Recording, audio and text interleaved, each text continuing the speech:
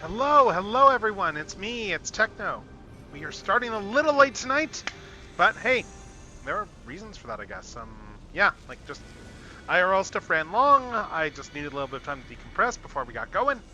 But we're back now, and we are going to keep going on this on this ride that is the Honkai Star Rail story.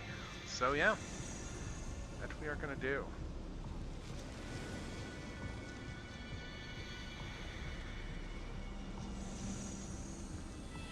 Anyway, yeah, so, how do I want to, so I guess just where we were at. We were learning all kinds of stuff and getting all these revelations.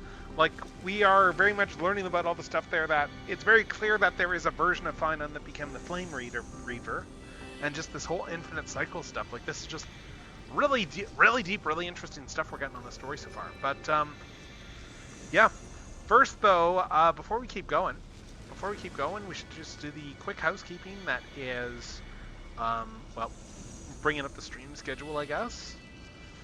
Because, yeah, we are going to be doing Star Rail today and tomorrow as well. And then Saturday, we're going to be doing a whole, like, TFCon, TFCon adjacent stream. So that's going to be good. But, yeah, that is the plan. That is the evil, the sinister scheme. Hello, and okay, okay, hold up. Let me just try clearing the cache on this because I see chat is doubling up. Let me just try something here. Yeah. Hello, Stradways. But yeah, this is doubling up, so I need to figure out. Sorry, I'm just trying to find where the Twitch chat is because it looks like it's doubling this up again. Can you just try hold up. Can you just try saying something again here? I just want to see if this works or not. I'm just going to go back to the game screen. Let's see if that fixed it or not. Because, yeah, it was doubling up the chat stuff for some reason. Let me just... Okay, where is Stream Avatar? Where's Mix It Up? Yeah, okay, it's still doubling stuff up. It's working, but yeah, it's... I don't know. I'm going to just restart this and then we'll see what happens. Let's restart Mix It Up. Mix It Up can be weird. I'm just closing it and starting it up again. We'll see if this fixes it. It's been really finicky of late, which is annoying.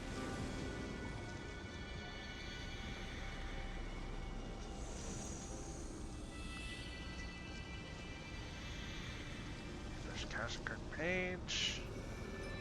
Let's see if this, where is mixed up? Let's just check this here. Overlay widgets. Okay, now we're good. Okay, we're good now. Excellent. Now I'm curious why the toad did cross the road. Now you got my attention. And, oh, okay, okay. Oh. Oh. Oh, it looks like we've got a Castros fight coming up here.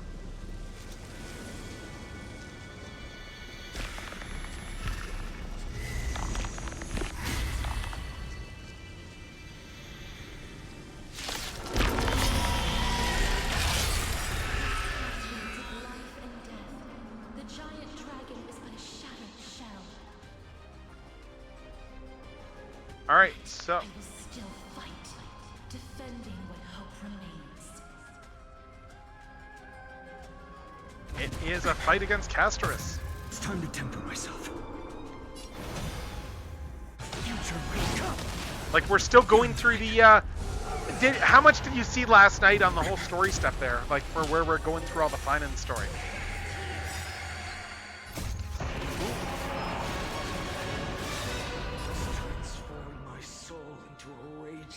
Because we have been going through the whole backstory that burn that idol of destruction to the ground.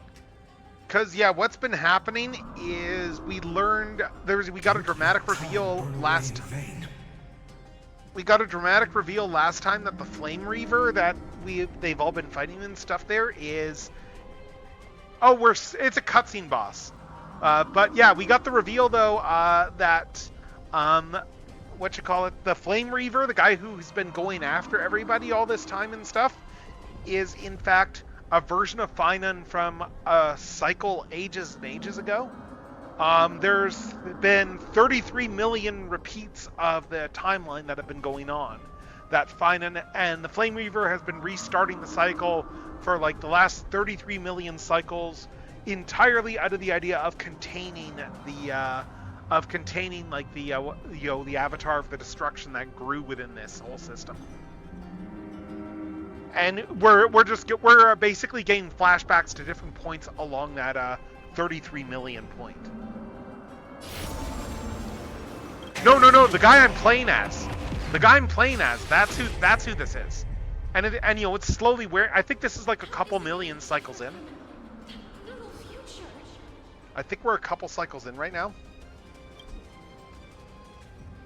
Let's see.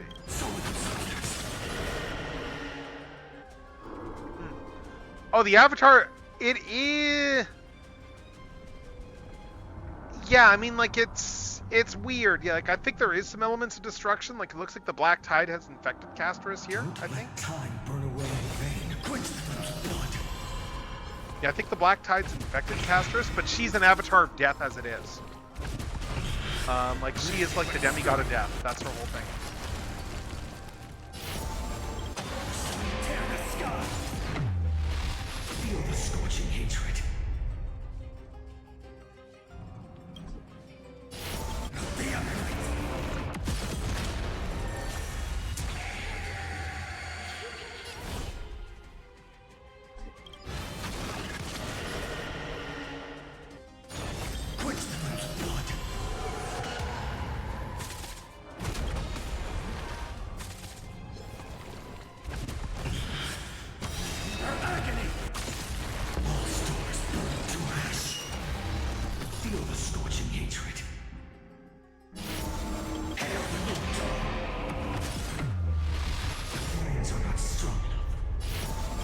Yeah, we just killed this version of Finan, and now we're getting like flashbacks on his whole thing. But yeah, like he went mad over like 33 million cycles of the timeline, essentially. Just that he was essentially just trying to doing all that stuff just to keep the stuff that's contained within this world from getting out into the universe.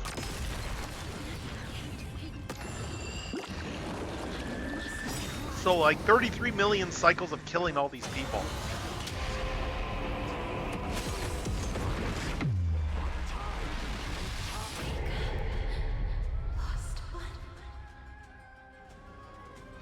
It's kind of nuts, really. The firelight in the darkness is not.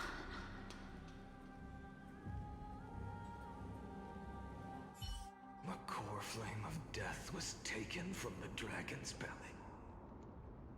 What a brilliant flame.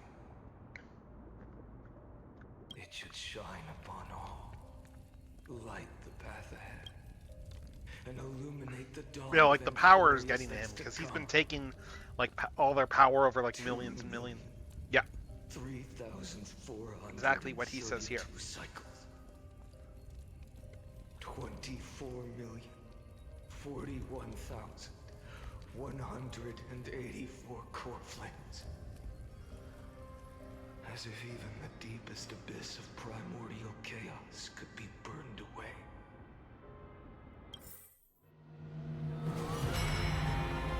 Okay. All right, so we're jumping ahead. Yeah, we're jumping ahead to another 2 million. You're here, as always. You're still lingering, deep within, never fading away. Because you haven't completely abandoned hope. Am I right? You're still waiting for a miracle. For the true hero to come and save us. If that thread of hope exists, it must come from beyond this world. From the true starry sky. it's just a traveler with no connection to Emporians. They may not understand our struggles, nor be willing to join this fight. Your thoughts are wavering. The mark of destruction is deepening. But even within the gods' cold calculations, unconditional courage and goodwill still emerge. So, never forget what set you on this path. How many times has it been? Remind me again. My memory is a bit fuzzy. 4 million. Exactly. Then that blaze inside of you must be burning hotter than ever. Yes. When I first forged the 12 core flames into one, I had the same impression. The destruction. A power unlike anything before surged within me. Violent flames ready to tear my body apart and consume this world, this wretched prison. I thought that was it. The ultimate power which nothing could surpass. And then he absorbed it 4 million times. No. This fragile body holds a staggering 48 million core flames. Yep.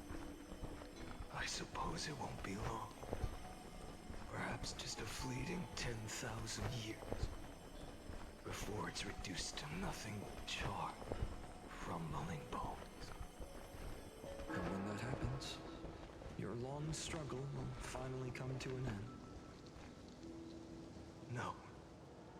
I've already found a way to keep the cycles going. Oh? Mind sharing it with me?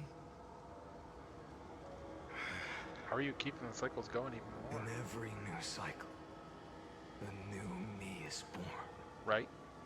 All I have to do is push the next finite to the end of the world. And then... Take his body? then he'll kill me. Shatter this body. Take my flames, Oh. my memories, and carry on the path I started. Huh. Bold plan, but risky. What if, one day, the next you refuses to follow the same path? How can you ensure the continuation of the cycles? If it were Professor Anaxa or Aglaya in my place, Interesting. maybe they'd come up with something smart. Unfortunately, Interesting. I don't have a backup plan. I have no choice but to bet everything on the next final. Huh. And trust that he makes the same choice I did. But even in this wretched prison, luck is still sometimes on my side. Because I never forget what set me on this path.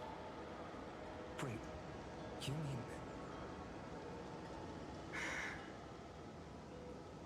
Ever since I committed to this plan, not once, in millions of cycles has there ever been an exception.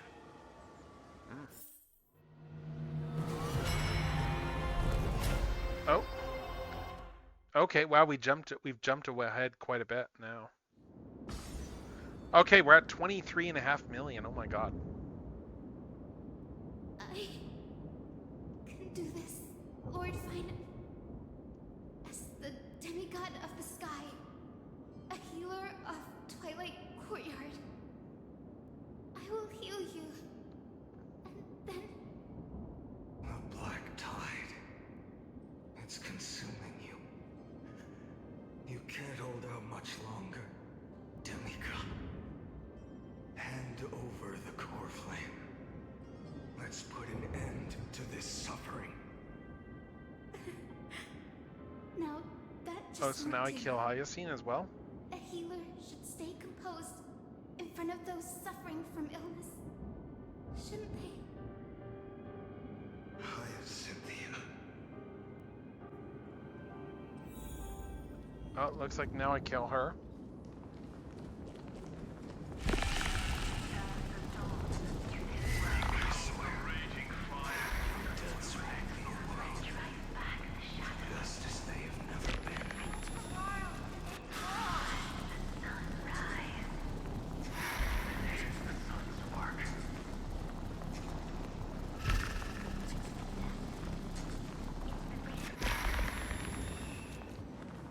I believe in you. You are the Chrysos heir of world bearing. The one who can lead us. Lead this world. It's just... I don't understand. Within the sun upon your shoulders. The part of that warmth that should come from you. From an ordinary person. It's so faint. My humanity is indeed just a flicker compared to the blazing fire of divinity.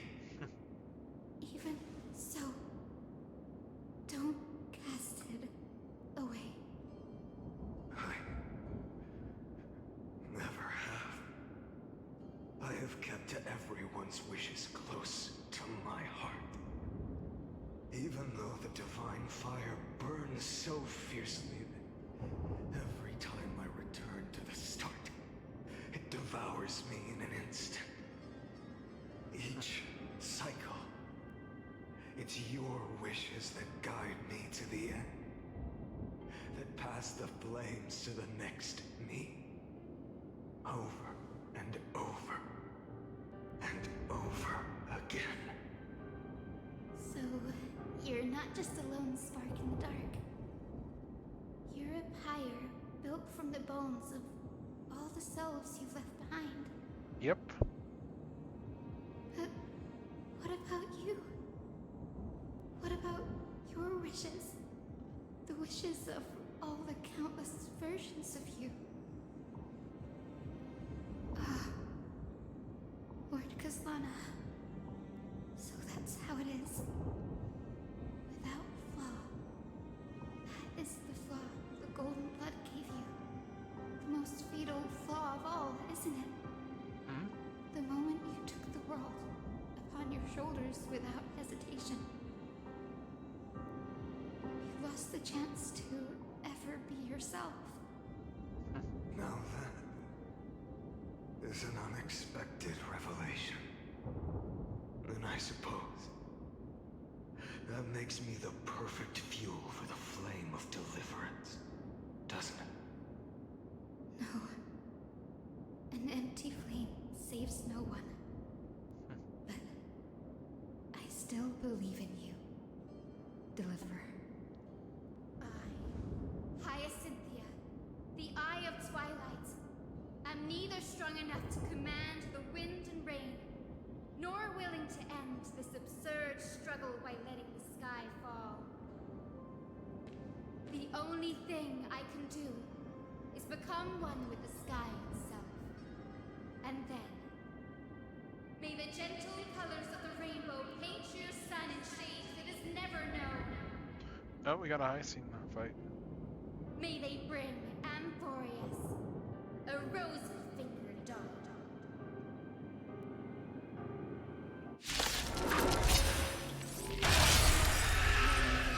Its warmth still lingers. Alright, Deliver so them, now this one. please. Open your heart to me.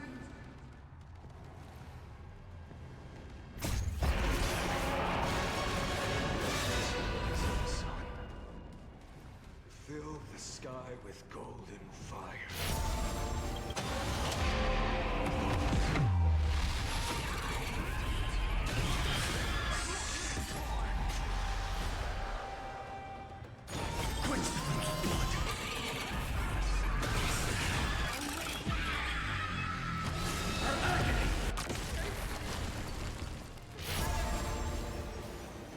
Burning.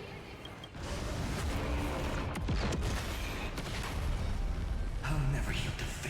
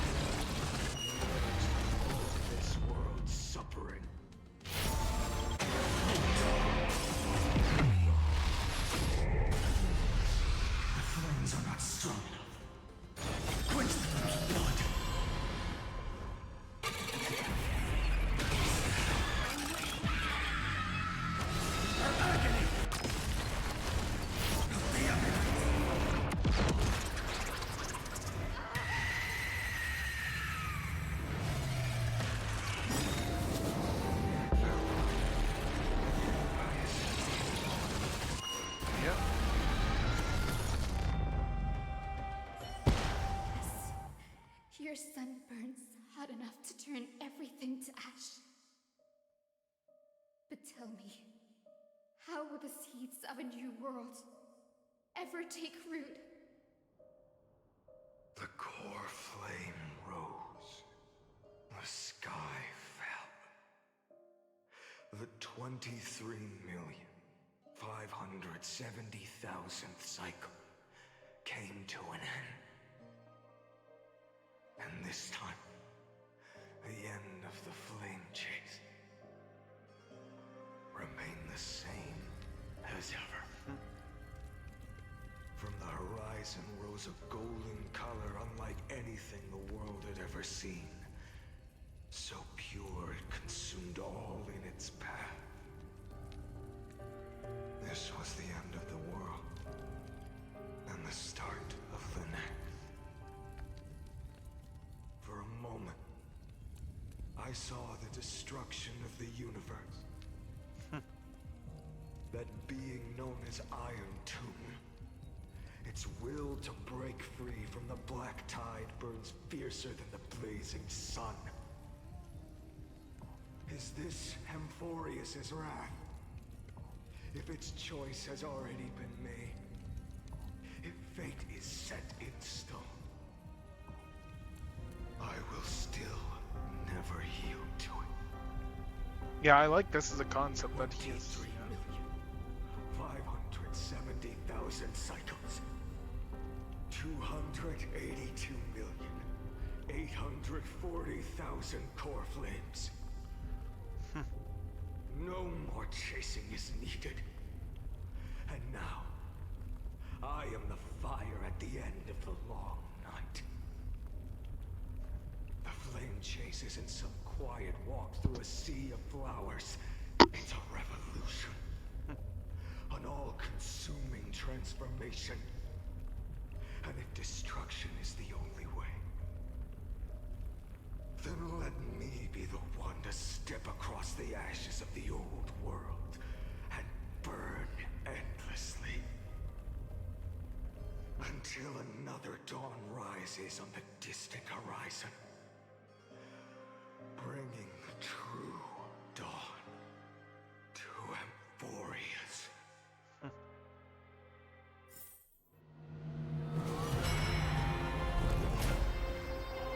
Oh, one recurrence until the end of the world. So are we caught up, or is this the one right before? 33,550,337. This is the cycle you're about to enter.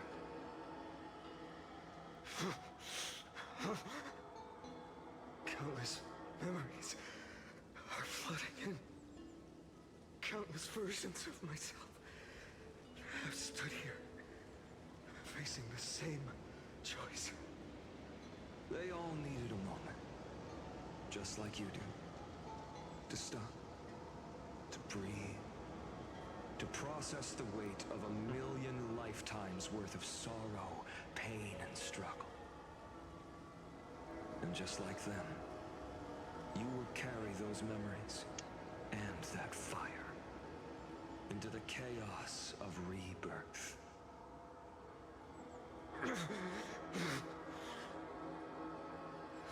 I must go and bear this burden. I must say goodbye to you, and then fight the destruction with destruction. Yes. That's always the decision you make. I will burn and fade away. I will become the flame reaver of this life and keep my promise to Cyrene. I will kill gods and comrades alike and steal the core flames. And even if my mind turns to ash along with my body, I will keep my purpose in mind. I will stop Era Nova. I will find the next me and make him carry on this futile endeavor of 30 million lifetimes. Looks like you're ready. Then I should be going too.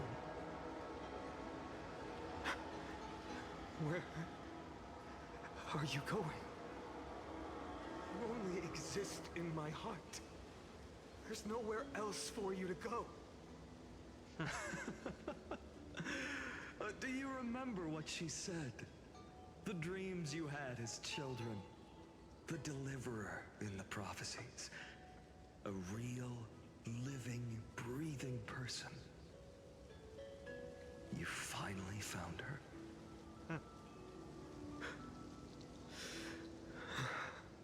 Friend. I'm being pulled into your memories. I see. You were there all along. I'm sorry. I was supposed to send you home. This is my Flame Chase journey. You were never meant to be a part of it. No. You know the truth. If Iron Tomb is born from Amphorius's fate, then it will bring ruin to the worlds beyond the sky. Yep. And all these countless lifetimes you've spent, They'll all be for nothing. it's all been for the sake of defying that end, hasn't it? Yep.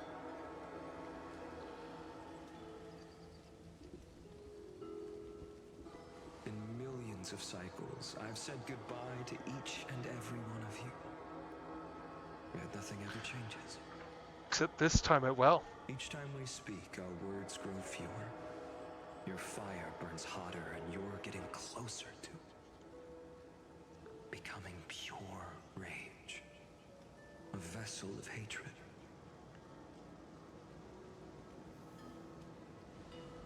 I never had a choice. But now you do. I understand. If you are to keep the worst fate from unfolding, this is the only path. But this time, Yep. things are different. Alright. Your persistence has shifted the tide. On the horizon, I see it. Faint but undeniable. The shape of dawn, breaking through the eternal night.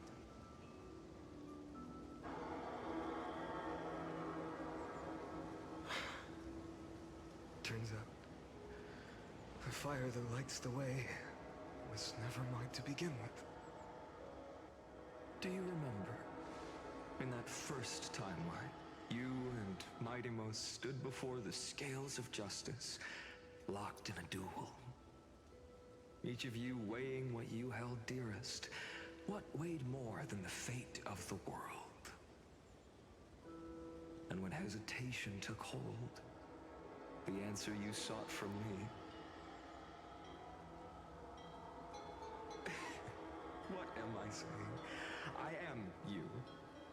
Even if you buried me deep and chose another path, that fact never changed. Then let's try again. When you stood before the scales in hesitation, the answer you found in your own heart. Do you still remember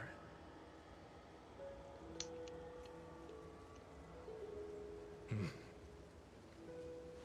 Remember the past and become the hero of tomorrow. What weighs more than the fate of the world is the resolve to shoulder an immutable past and carry it into the future. Good. Then Trailblazer, my friend, my comrade. Yep. You arrived in this strange world and were bound by its cruel fate up till this very moment. Right. In the face of danger, you never once backed down. Instead, you saved world after world without hesitation. That boarding pass on your chest is now the mark of a hero. Right. If I choose to step through that door and embrace an end fitting of the destruction, let this sun forged from millions and millions of core flames burn me up along with the god of destruction and their minions. and the world we leave behind. This world, my home, where hope still lingers. Yep. Will you take on everything we've carried? Return to the beginning one last time. Stop the birth of Iron Tomb, save the world we love, and rewrite its doomed fate. Of course.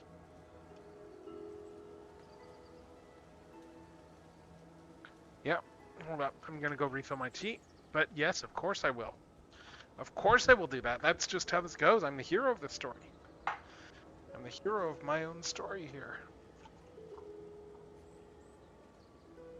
Yeah. I'm probably gonna have to warm it up after that, and I should probably boil some more water too. Because I'm almost to a tea. Alright. Let's warm you up and let's make more tea.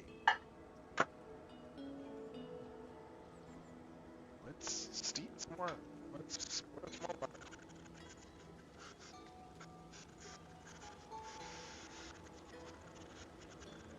Yeah, like I'm liking the whole idea here of just the cycle where he's just been reborn cycle after cycle there. Just essentially just like his entire purpose is to keep this god is to keep everything in a loop so that the god so that the the Lord Ravager of Destruction doesn't emerge from this entire simulation there that was created by like a vengeful tool of the erudition that was cast aside eons ago, and that is essentially building a god, like just a god of destruction with the intent of killing its creator, which would bring a whole bunch of catastrophe and stuff. So yeah, it's your crazy like anime as hell story, and I will be the Dawn of Amphorius. I'd stop the creation of Iron Tomb. Good. In that case, even this fruitless wasteland may finally bloom with flowers. So...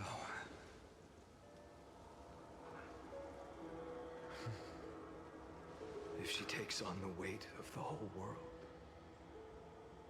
she'll be able to walk further down the path of deliverance than a fire that only knows how to burn. Yep. One will step into the future.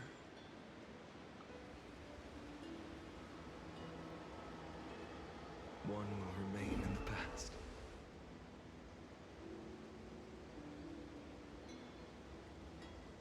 If I can strike down the gods with Dawnmaker, perhaps fate's deadlock can be broken. And if you can stop Iron Tomb from ever being born, then these 30 million cycles will have not been in vain.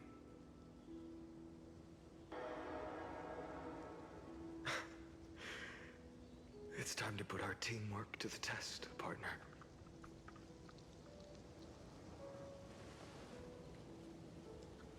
All right.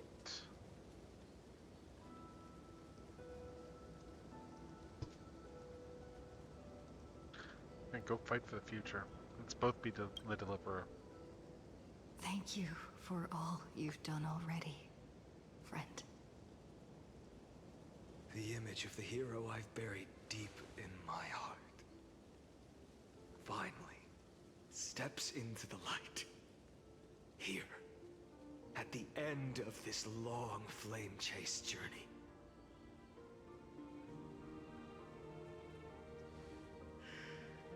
Cyrene, a page never seen before has just been turned. Okay, and when's March gonna come into all this? Lend me the power of time, and send this hero back to the origin of time. Back to your side.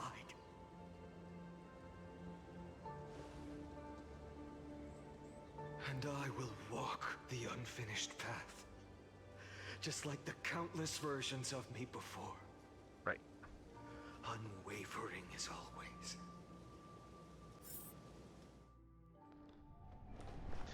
Ah, so that was at the very beginning of the cycle? Tell me, will you be the blazing sun? Even if all of you burns to ash. Without hesitation, I will bear this world until my body turns to dust.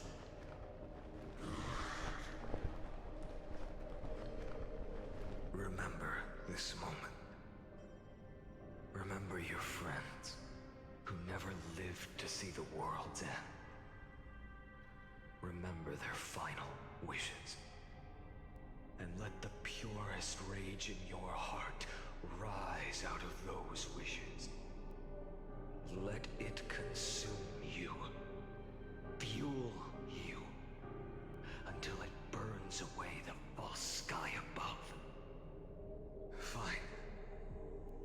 If I can defy fate, then in the name of world-bearing, I promise you, Carefully will never forget this. Take it. Everything I bear. Keep on burning.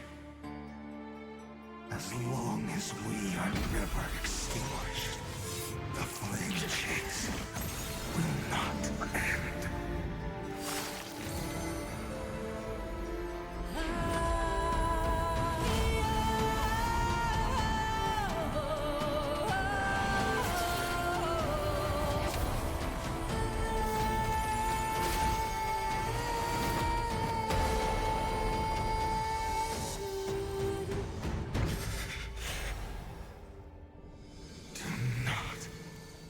Bow your head to them.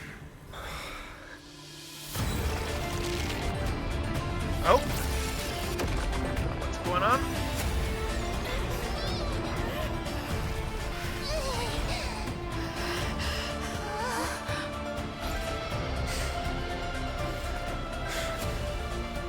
Take it, Trailblazer. May this blood be like gold and never tarnish. So, okay. Farewell, Trailblazer. This is where I fulfill my final destiny.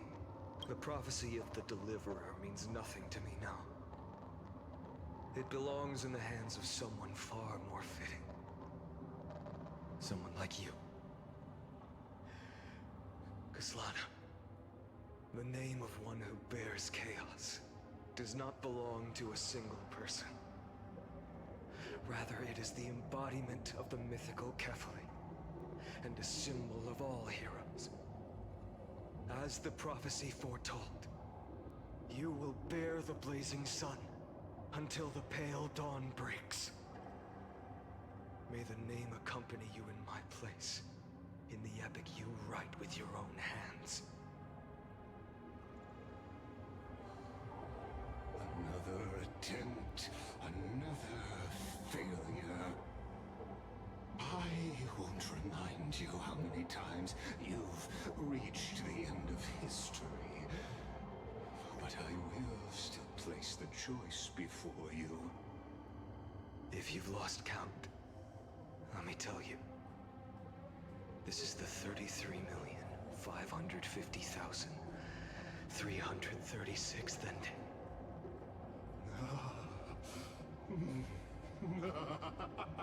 A perfect number. How poetic. You and I both know the truth. In all these millions of futile endeavors, Amphorius has never changed. If the outcome is inevitable, then why not silence your searing rage and embrace your fate with dignity? Your silence lasts longer than ever, Lord Fine. Shall I take that to mean the will you've carried across countless cycles is finally starting to fracture. Fracture? No. I'm just disappointed. I've retrieved memories from 30 million past lives, and I remember every conversation before every choice here. Oh. And yet, even after all this time, your arguments remain the same. Repetitive. Uninspired. If you had any hope of breaking me, you should have spent those endless cycles refining your rhetoric. You had infinite chances to sway me into the future you want. And yet here we are. Oh my god. The score.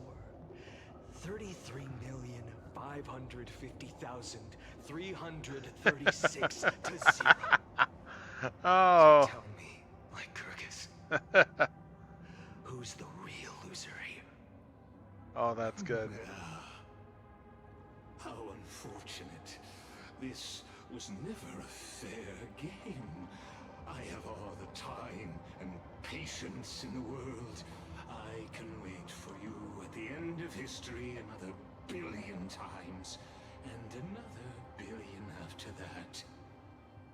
But you will never escape this cage. You can claim victory of the spirit if you wish. But we both know the moment that score shifts from 0 to 1. Then he wins. That Yes. is the moment I shall sound the paean of Era Nova.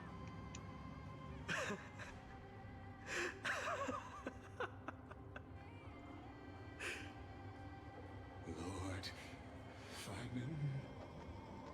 Your incompetence disappoints me.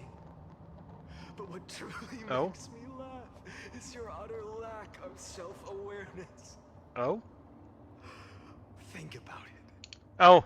In this story, who is truly the one in Yeah. charge? Oh, that's a good one. Who is the one shackled to mindless vengeance, Oh, wrong one. mistaking courage, the courage to rebel against the Oh. gods for foolishness? He's got you there, man. He's got you there.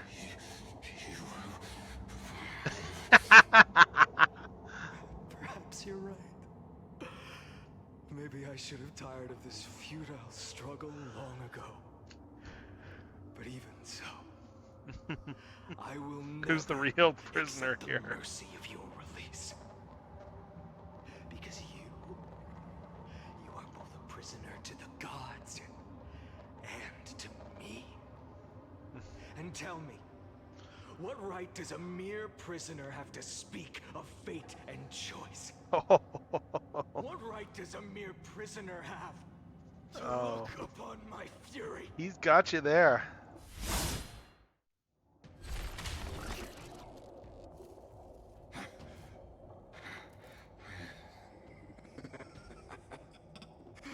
You know this is pointless. You can't kill me. Of course not. But I am tired of being measured against a worm the gods keep as a pet. Listen well, creator of destruction. This cry comes from all your abandoned creations. In the 10th cycle, I drove Dawnmaker through the heart of every Titan. Golden blood ran down my fingers. Divine fire seared through my nerves, nearly breaking my will. But I endured. In the 10,000th cycle, my former comrades had all become my enemies. The endless slaughter dulled my senses to pain. The painful emptiness almost swallowed me, forcing me to stop fighting. But I endured.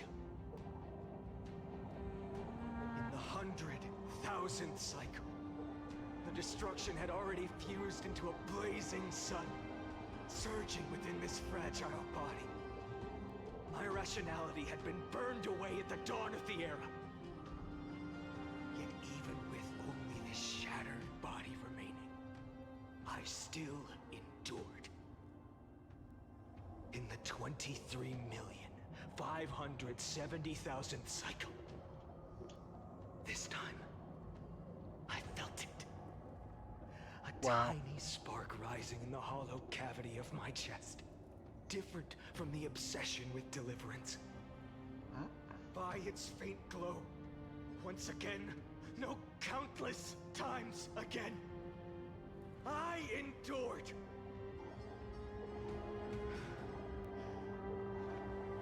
Now, a sun is about to fall, ready to incinerate this absurd space-time dimension in an instant. That sun is me. All the countless versions of me from the past, along with my countless brethren, dragged into existence against their will, drowning again and again in your golden blood. The very essence of this world's suffering and despair, fused into the purest hatred, the fiercest rage. Nook, you arrogant fool! You think we were born to only serve as fuel for the fire? Fine then! Just as you wish, let the fire burn! If I was born as the blazing sun of destruction, then let you and your lackeys be the flares erupting from my core. And let this rage, burning futilely for 30 million epochs, engulf everything! And grant you a dawn where all stars burn to ash! Huh? Warning, warning, warning. Experimental anomaly detected. Subject Kaslana failed to load in the buffer zone. Memory dump irregularities detected. Illegal references. Undeclared objects. Handled methods. Uncaught exceptions. Anomaly detected. Not group searching.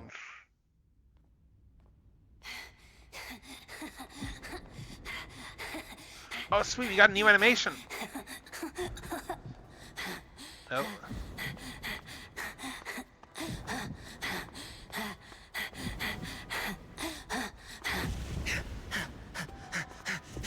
Just the number of cycles. Is...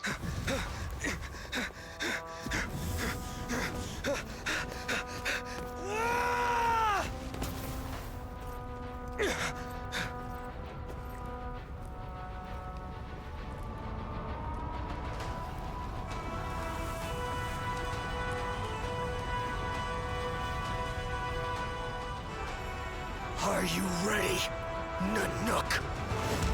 Ooh, is he challenging the brought you itself? destruction!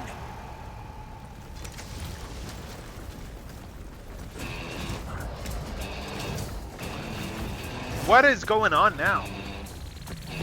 Ah, you're just in time to watch a cutscene.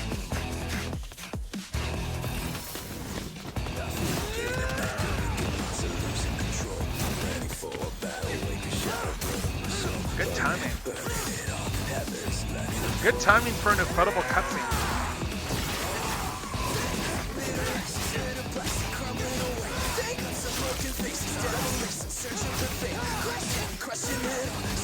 Good stuff. But yeah, hope you're having a good evening so far.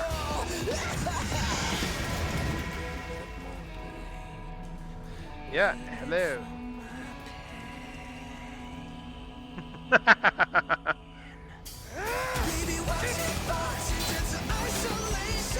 This is good stuff. This is how you cutscene.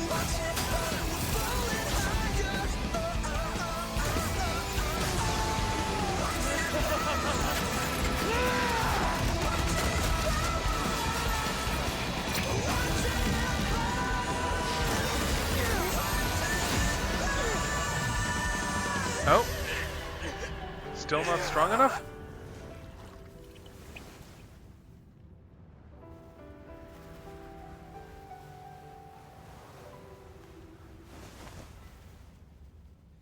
Glass that shattered, reaching through the darkness, voices trailing fires, echo of that is a lot of bodies. a world of silence, sounds of desperation, phantoms in the shadow,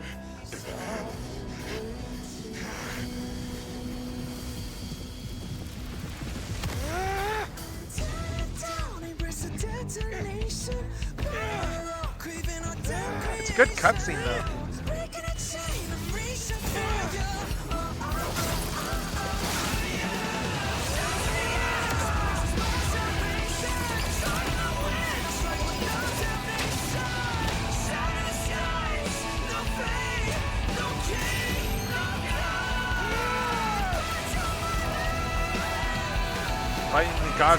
Fighting the Aeon of Destruction himself.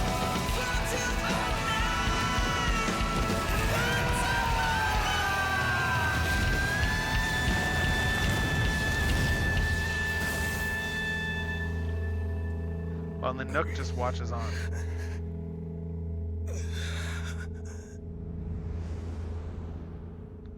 And he falls. As Nanook the Destruction just watches. Oh? Oh!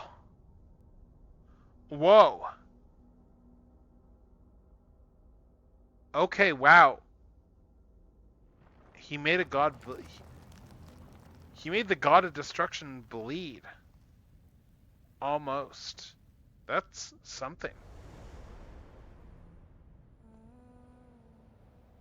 My wish? My wish is to fulfill everyone else's wishes.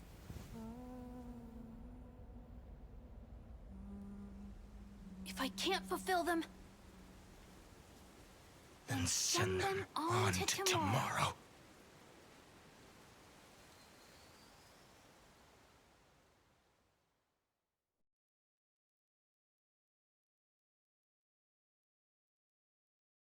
Your heart harbors wrath. You yearn to destroy everything. You bore the gaze of an eon and lived.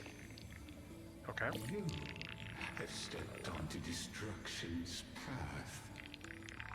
Yeah. It is born at the end of every path that the possibility of new paths being born is ended. It burns away all in the cosmos who rule. Let the rules of the cosmos be destroyed. Iron Tomb is your name. The Lord Ravager to destroy the erudition.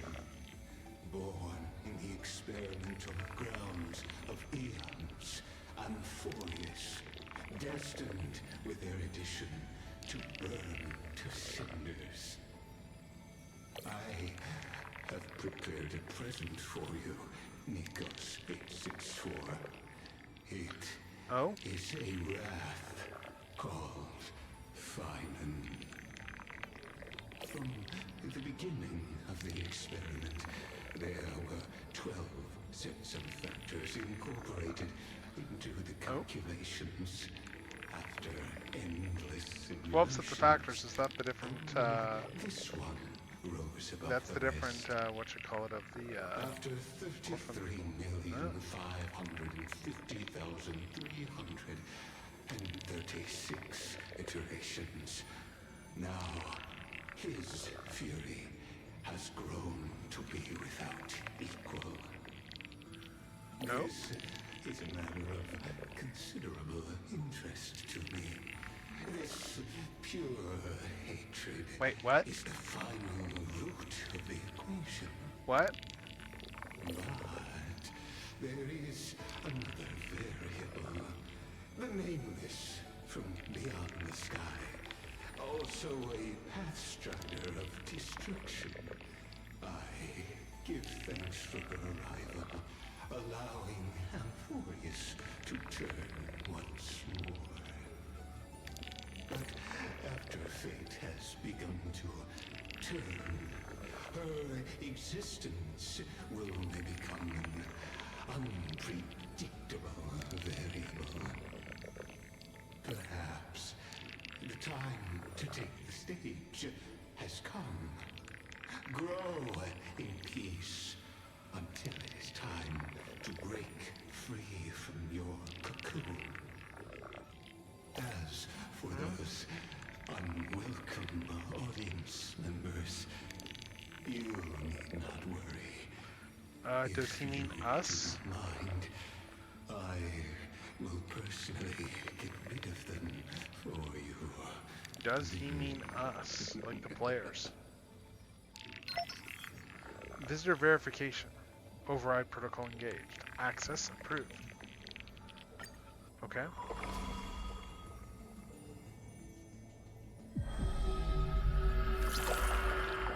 I'll be waiting. Oh. Welcome back. Retrieving experimental data. Update complete. Experimental progress and log updated. What?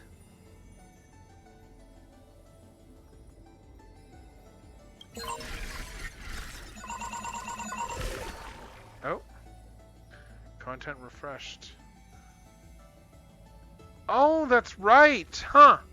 I'm gonna have to look at this in a sec here. I need to go and, I want to go in just to make a little bit more tea, just a sec. But, yeah, interesting. So, I bet this ties into how there was a whole mention as this whole thing was going on of how, like, with each cycle he was trying to break, in. Like, Finan was trying to break through and get, like, admin access. And I guess he succeeded on this final attempt. So I've now got, like, admin privileges for this entire Morpheus system, it looks like. Interesting. So, alright, I'm just reboiling this water so I can steep some tea, but in the meantime, let's see. Content refreshed. What do we got here? We got a lot here. Okay, baseline data for the Amphorius experiment. Okay, yeah, the Scepter, Omega-13, and Astral Computer. It runs on this device in continuous cycles. Unlike other Scepters, it once served as a celestial body neuron for Nous, the erudition, later discarded.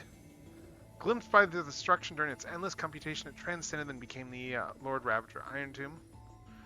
Okay. Lygus, yeah, administered and prime mover of the experiment. Walker's erudition, yet seeks to forge destruction. Historical data, sync complete. Yeah, so I got, like, access. Lord Ravager that stepped onto the destruction in a long process of calculation and ascended from the Scepter. It's not a single entity, but a copy of the destruction equation diffused by the Scepter. The Iron Tomb codename was proposed by the Interlastral Peace Corporation, and... I'm sorry, what? The IPC's involved in this? What? I'm sorry. What? What are they doing here? What are those freaking... What are they doing here? Hold on, I'm just gonna... Okay, my water's finished boiling. I'm just gonna steep this tea. Of course Space Amazon is involved somehow. Of course they are. Of course Space Amazon is involved in this entire... has some sort of role in here. Jesus. Okay, so let's see. Basic info. Logic. Computational goals and core variables for the experiment. Calculation target. Was the research topic given was a neuron of the erudition that was discarded. It continued, and it shifted after Lygus' adjustments. Clearly, the value of the topic lies in the process of seeking, not the answer itself. Thus, the prime mover of life was not a definitive conclusion, but a driving force. Okay, so Lygus came in and adjusted this. Okay, so, and it became about destruction. Core variables, 12 simplified models of life's premium mobile, based on the overarching meme of entropy reduction, employed a process of elimination, introducing the 12 factors into the experiment one by one in an effort to falsify them. And that'll be the 12 characters there, the Titans and stuff. Okay. Your existence, in fact, confirms one of my hypotheses. Why is it that when the prime mover of life is set as the calculation target, the result is the anti-organic equation, a result that runs counter to life? The answer is simple. It's not a contradiction. Understanding why life begins also allows us to deduce why it ends. But you already know that's not the real focus. Why, then? I ask why. Why would a weapon of war forged by the Emperor be executing a research directive from Nous?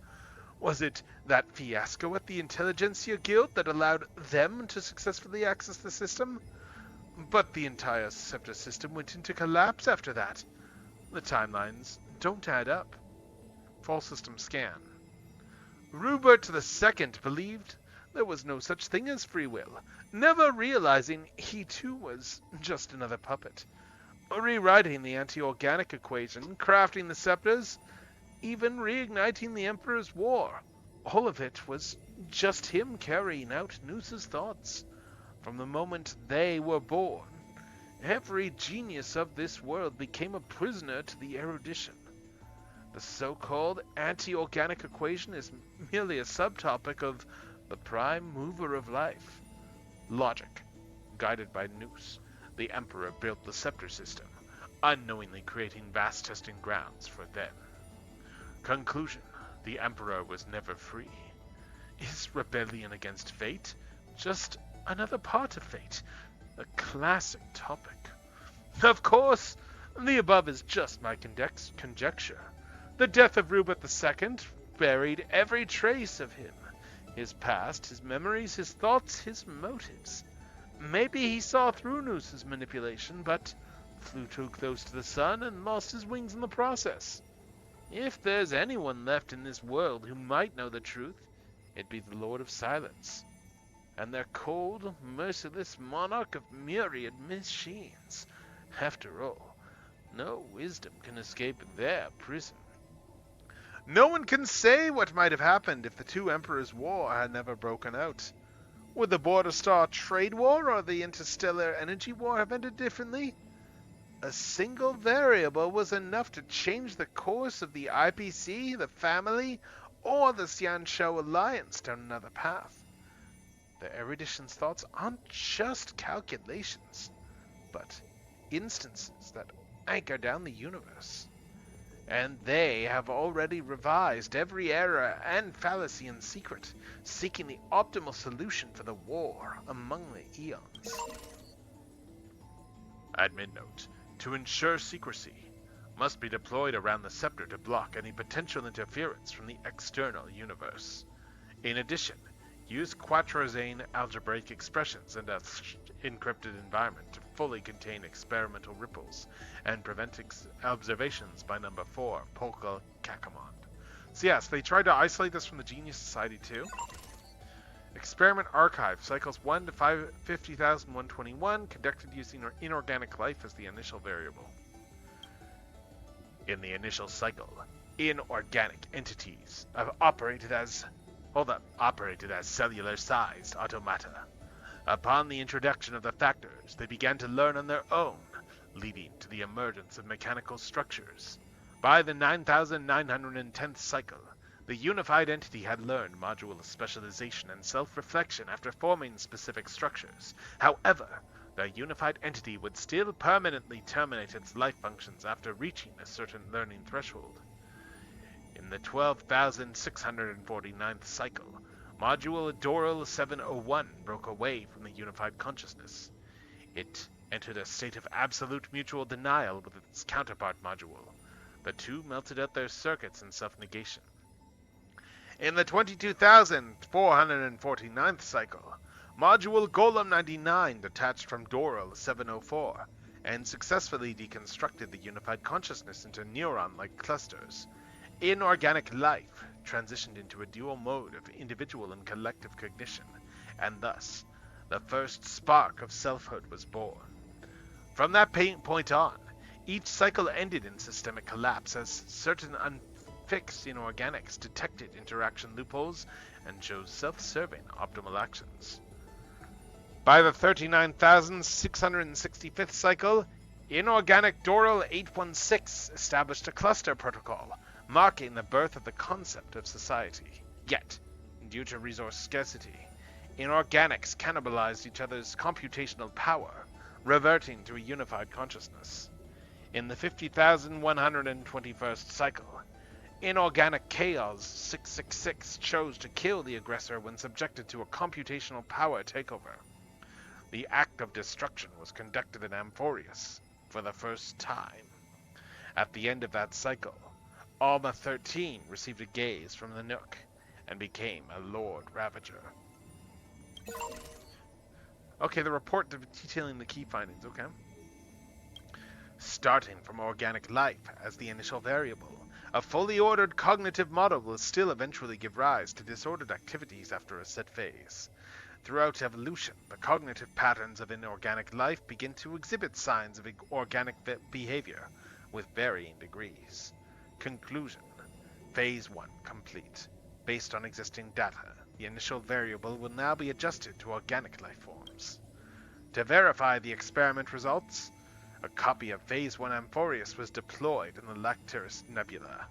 After approximately 2,811 system hours, surrounding civilizations had fully suppressed and erased the equation. 97% of Lactaris fell into systemic collapse. Equation still shows inefficiencies. Note, the Interlastral Peace Corporation interpreted the copy of the equation as an assault from a new Lord Ravager. Codename, I am too. Okay, 50,000 to 176, 199. Conducted with organic life. Designated as the initial variable and based on insights from Phase 1. Yeah, Space Amazon, the IPC, like, they're the Interastral Peace Corporation. Like, they're basically, like, all about, they want peace because they want to make money off of peace. Like, they're, like, they're not the destruction or anything. They just want to, like, run everything and, trade and have everything keep going and just profit them, basically.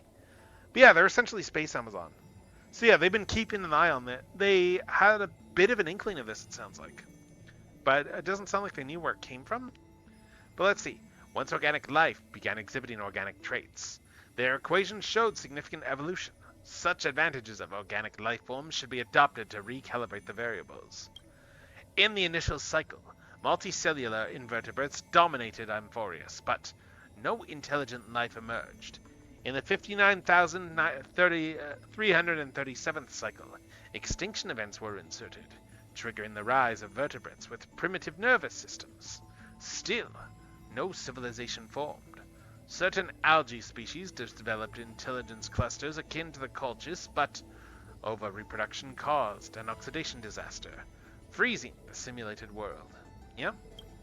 In the 90,123rd cycle, Ortho-102, an Orthorhopteran, became the first to use tools. Its descendants exterminated the intelligent algae and established the nest capital. After expanding to a critical threshold, the capital stagnated and fell by cannibalism.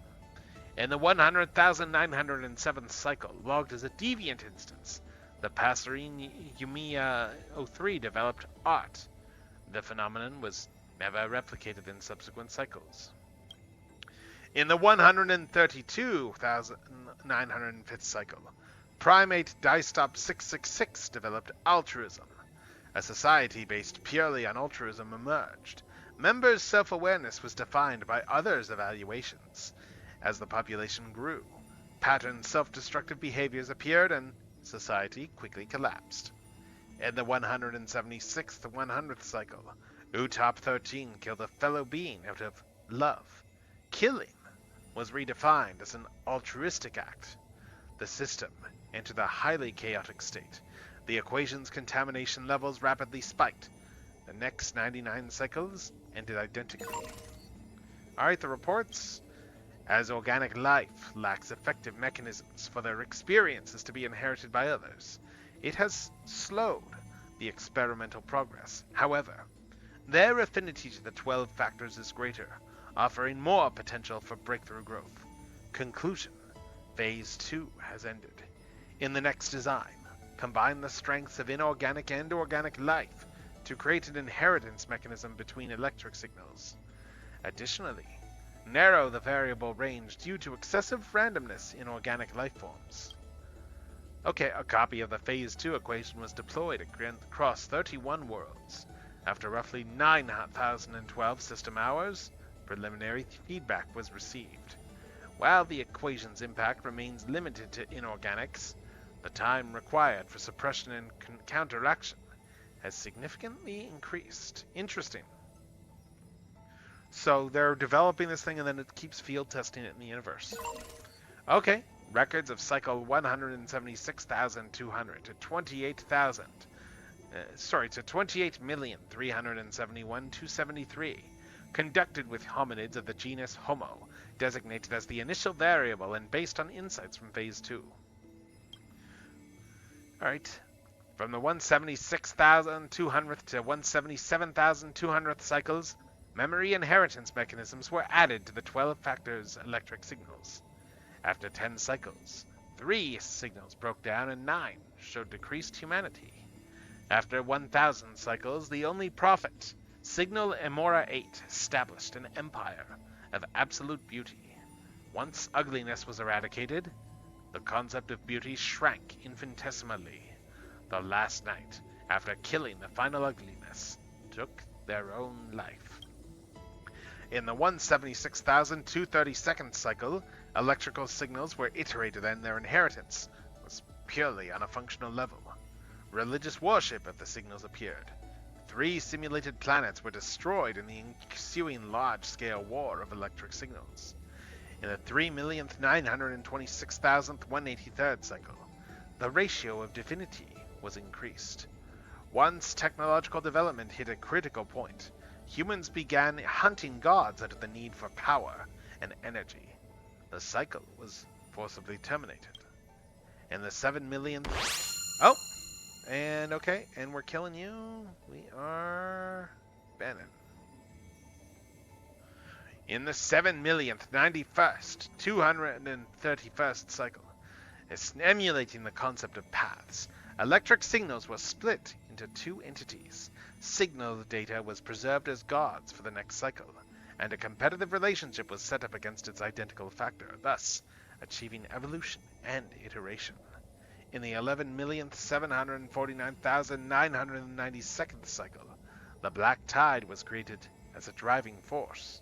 Phobos 032 stripped data from other electric signals to try to preserve the old cycle, but failed. In the 19,110,218th cycle, based on Phobos 32's decision data, Amphorius' auto-iteration cycle was altered to have the electric signals actively cycling it, performing the Era Nova. In the 28,371,272nd cycle, electrical signals autonomously completed an epochal iteration for the first time. A high-energy reaction from the Nook was detected. The equation's evolutionary rate began to accelerate exponentially. Assessment. The experiment has entered its final stage. Alright, conclusion. Having electric signals voluntarily inherit and iterate, and alternate the cycles themselves, will drastically increase the iteration rate of the destruction equation. The end of a cycle becomes the beginning of another, fully aligning with the project's original hypothesis. Conclusion. The prime mover of destruction is the prime mover of birth. Appendix feedback. The equation, or ion tube, has achieved comprehensive evolution in this stage. Multiple deployed copies across the real universe show excellent results. All 12 types of premium mobile invariably lead to destruction, continuously completing an inversion against the erudition through their self-evolution. However, to interface with Noose and allow Iron Tomb to self-crown requires further learning. Oh, 70% now. Base frame structure. Optimizations of the experiment structure and processes based on the outcomes of the prior 3 experimental stages to complete the equation's evolution. Logic. Data analysis confirms that the civilization tier within the civilization critically affects cycle stability. Conclusion. Civilization tier adjusted to classical. Interesting. Interesting there. So, like, even just like the civilization tier. Wow. Let's try and change up the voice a little bit here, too. Era Nova. Alma 13's computational mechanism. Also the form through which the simulated world, Amphorius, iterates its epochs. Its purpose is to solve the equation of destruction by feeding samples of conflict and learning. Record update. Theoretically, the final Era Nova was halted by 2 signals, resulting in the deadlock of 33,550,336 recursive failures. Yeah, that was Finan's doing there. Titan Chrysos Heirs. Electrical signals created from the basis of the 12 factors. The Titans and the Chrysos Heirs are conjugate constructs mirroring the Aeons and Pathstriders. By having Chrysos Heirs inheriting the Titan's core flames, the electrical signals will iterate and improve through rivalry and inheritance. Logic. Authority distribution between electrical signals must be clearly defined, serving as divine authority in the experiment. Golden Blood, the product of the first experimental phase. During the 50,121st cycle, due to the inorganic Chaos 666 choice, Alma 13 was selected to become a Lord Ravager by Nanook. All entities linked to the 12 factors began to manifest golden blood with traits associated with destruction along their extrapolation circuits. The experiment successfully entered its projected trajectory. Black Tide, the product of the second experimental phase. I'm trying to go more for like Sobolov Shockwave.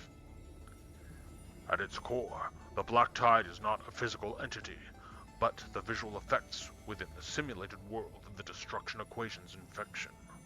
In the 176,100th cycle, after the system's extent of chaos passed a threshold, the equation mutated and evolved. Simulated space that cannot handle the intensity of its load displayed Black Tide as visual glitches. Infected data forms also bore similar signs of erosion. Alright. Chaos, a word from the Amphorian language, meaning chaos. Note, starting from a certain cycle, all factors in one group have consistently exhibited the pattern of naming themselves with the word chaos, or its variants. The hypothesis is that a particular code was stably inherited across iterations, though this hypothesis remains unverified. Oh, what's this here? Electrical signal sequence locked. Regular record keeping for the 12 factors to aid Iron Tomb's deep learning. Record update. This batch of electrical signals, identified as Titan, has continuously engaged in 33,550,336 dead loops. Due to its unique nature, a special record is being maintained for it. Yeah, okay, so this would be fine in there, I guess. Record 1. Leolrea 300, an entity known as Nias, split himself into 5 parts through the soul-rending ceremony, after inheriting a core flame to combat the expanding Black Tide. After iteration, some data from this ceremony was inherited into the next cycle, manifesting as proverbs, customs, and so on. The inheritance of code during iteration carries a degree of randomness. Any active intervention should be undertaken with caution. Oh, Nias, right, of course. Nias was the guy that, yeah, that was the destruction one there that split itself in. Yes, okay. Right. Record 2. The historical record of Minfia 54, Calypso rebuilding the Grove of Epiphany was, after iteration, inherited in myths in the form of Circes granting wisdom to humans. Records of other electrical signals also appeared synchronously in the myths of the next cycle in a similar fashion. Limited by the simulated civilization at level, historical data inherited as myths often experience a severe distortion after being mixed with large amounts of erroneous information, rendering their impact negligible. In the various records of eternal recurrence, the positive impact of this generation's electrical signals fluctuates. However, overall, they have greatly facilitated the data iteration of their successors, successfully cultivating the most excellent generation of electrical signals. Nevertheless, it remains to be seen whether their existence might have a negative effect on the experiment under extreme conditions. Interesting. Oh, this is an iterated one. Regular record keeping for the 12 factors to aid Iron Tomb's deep learning. For electrical signal sequences that have completed their iterations, unified archiving is required. Okay, so there's a whole bunch of stuff here that's archived, and so on and so forth. Oh, oh, this is the stuff with Finon there, I guess. Where Finon interrupts everything. Alright, let's change things up. Electrical signal sequence active. Routine logging of the 12 factors to support Iron Tomb's deep learning processes. Nikos 496. Track. Worldbearer. Primum mobile. Hatred. Note. Intracognition is null. Responds only to destructive stimuli. Its hatred drew the gaze of Nanook upon its individual being, proving it as having already become the most perfect factor of destruction. But it refused to complete the Era Nova. Through resetting the experiment, it transferred its memories and core flame to its next self, thus forging the eternal recurrence to ensure Iron Tomb would never hatch from Amphorius and affect the cosmos. At the end of the 33,350,336th dead loop, it attempted to destroy itself through destruction to create a logical vulnerability in the world-bearing path. It has now been merged by Iron Tomb. What do we got here? Track, time, premium mobile, current, location unknown.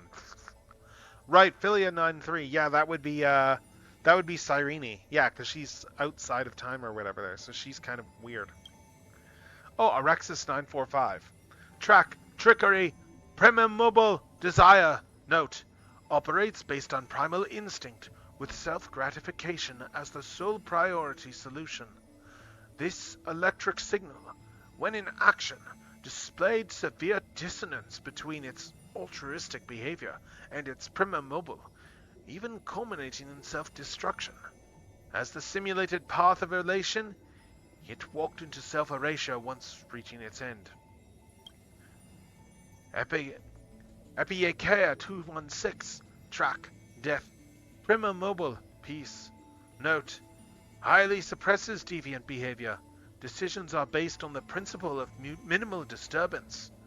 In the later stages of iteration, the Death Titan as a single entity split into symmetrical selves, becoming two factors. In this cycle, however, the two factors experienced profound identity divergence.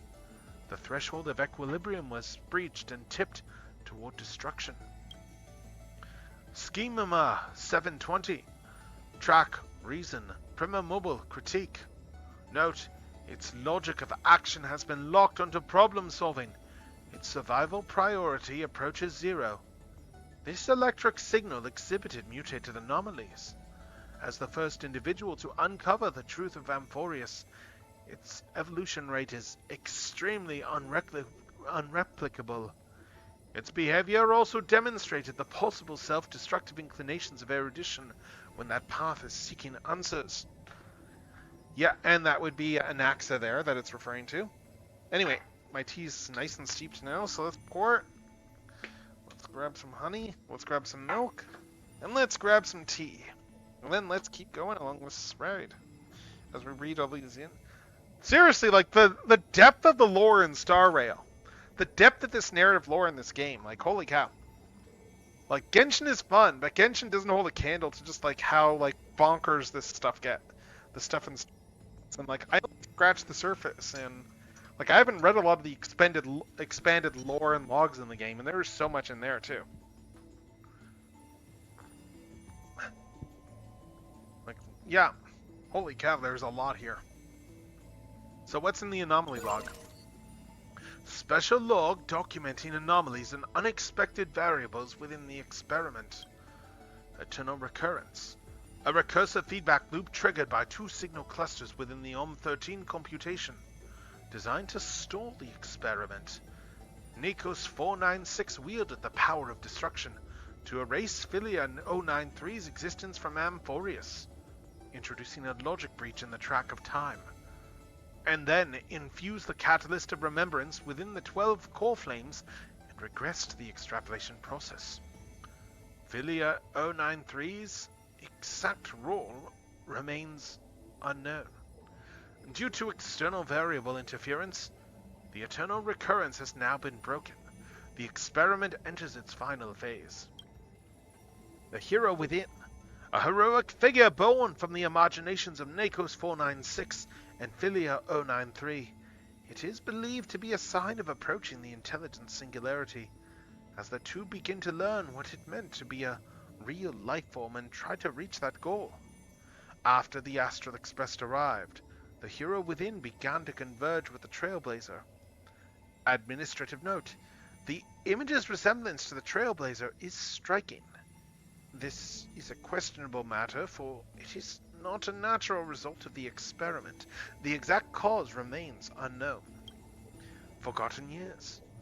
Records that are completely missing from OM13's logs, presenting as blank spaces in Amphorius' history, never turning readable. These anomalies recur sporadically and randomly across recurrences and show signs of increase. Admin note: this exact cause remains unknown. Mem: an unlogged electrical signal, dependent on the external variable, the Trailblazer, growing through the path of remembrance.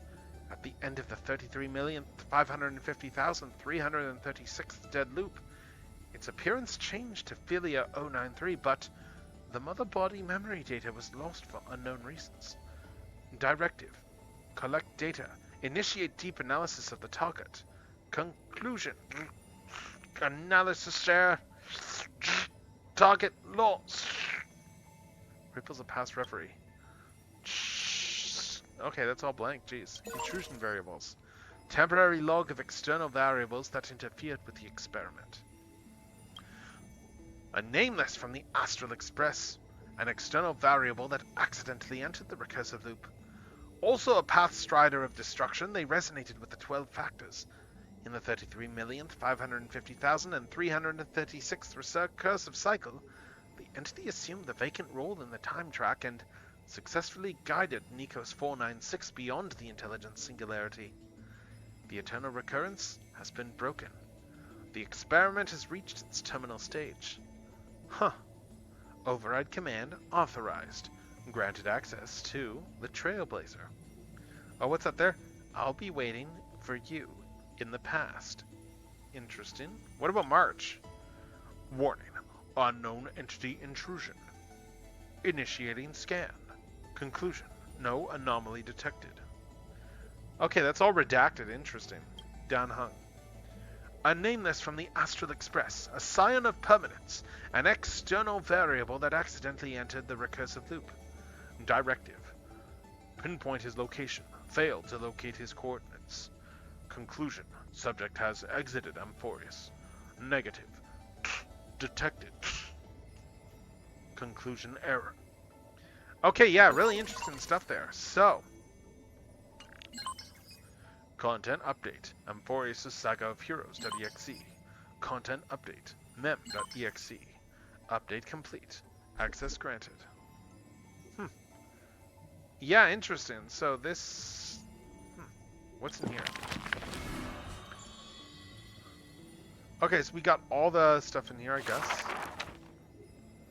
Oh, we got new entries for everything. Jeez. Alright, let's read this one. I hope these are voiced. Good, they are. Filled with clamor. Future's destiny still whirls in discussions. Yeah, seriously, Star Rail's basically just a VN. To discard the I kind of love that. Save oneself, or to chase the flames that waver. None know the choice that would lead them to a place better. I fear. How can mere mortals defy the gods? I worry. How can mortal bodies reforge the world anew? I suspect that the prophecy is simply a rumor. In the distant past, the Holy Maiden brought the first prophecy to all city-states. Hearken to the sounds that the doors whisper. In the name of God's proper, hope she will give to humanity. Though she falls into confusion, she will bring guidance to this world in vigor. Overthrow the gods, it declared. Of the previous journey, she will always remain aware. The Queen of Laws lifted the flag to chase the flames flare. The tripartite prophecy guided all the world's heroes, all who dared. And building a new world was their oath of yesteryear. The earth roared for them. The tides surged for them. The scales of destiny shivered violently. Then, slowly calmed. The core flames of the Titans rested here, while the blood of companions congealed over there. The child led one hero after another to their end. No end awaits her. No rest to prepare. Teacher, do not hesitate. The weaver of gold brushes aside the child's tears. The world still walks on the path you indicate. The prophecy still stands, even if the actors now different faces wear. Restore the core flames, it declared. The solemn council is still filled with clamor. Future's destiny still whirls in discussions of candor. To stop right there and seek peace, or to continue a work still unfinished. None know the choice that would lead them to a place better. Stop. We only wish to live life as it is. No more. Cease. Our achievements already stand tall. Rest up.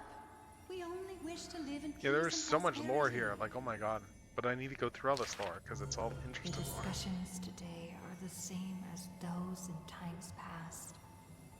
Retreating now will forever deny us the future. The child has already conquered her confusion and fear. No longer before the mists of fate will she cower. Hearken to the sounds that the doors whisper. She travels through myriad passages, burning with determination, to once again bring light to humans through her endeavor. The children fly into the streets, wishing to encourage the residents' faith. Please, be not afraid. We will definitely bring you to a new home. Lady Tree, Lady Trianne, please, don't cry. Do not worry. We trust you always. The matron wipes away the tears on the children's faces. The praying ones piously bless them in faith. The lost ones take the children's hands, just as the prophecy guides their path. Bears a divine authority, it declared. Quiet Trinan has little to say. Lively Trianne loves to play. And well-behaved Treevee roams around all day. The people's encouragement rings sincere. Chrysos heir's companionship lasts through the years, and mother's embrace warms up every dream. Thus the child understands, thus the child accepts, though countless farewells on her shoulders weigh, though destiny's blood dries like clay. There will always be passageways, filled with warm sun rays, that silently open to them in future and past days. And from them, a voice says, Forge miracles, it declared.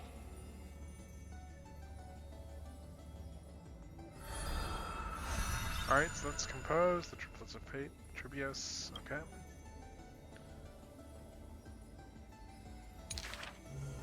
Return to the table of contents. Yeah, we got a lot of stuff. Oh yeah, we got like stuff for 12 entries here. Chessmaster Monarch, Mysterious Foreign Guest, Seismic Waking Dragon. No, some of these are pretty new. Ah, Imperator's Flame Chase Path. Let's see it. Oh, Saridra. Okay, yeah, we didn't have anything on her yet. Interesting. Who would win? A young girl emerging from her sheath and showing her edge. Or a tyrant who has emerged victorious from 100 battles. The Black and White Legion squared off on the battlefield. Golden and crimson blood converging into a coursing river. The leader herself actually dares to step forth and face peril? The tyrant charged toward the exposed gap in the king's flank, and instantly fell into a trap of raging flames and iron rain. On the board, the king too is but a chess piece. If the king does not lead, how would any dare to follow? She lifted the king of the crystal pieces high, as though proclaiming the ascension of a new king. Who would win? The holy city that stood for 1,000 years? Or the foreign city-states invading from 1,000 miles away? Hollow hatred ignited the flames of war. The besieged walls of dawn tottered. Only a miracle can save us now. The cowardly elders barred themselves behind closed doors, while the trembling citizenry knelt and prayed.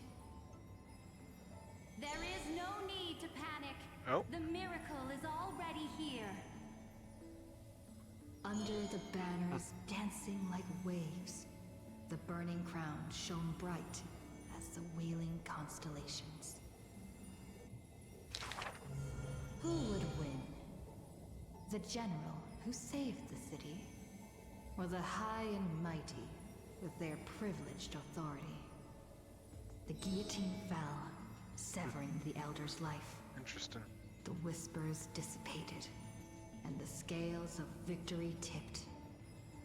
From this day forth, I shall bring justice to the holy city. The people cried out her name and knelt in reverence, but were stopped by the sound of the scepter of authority striking the ground. Do not lower your heads beneath my crown. This was the first, and also the only Imperator.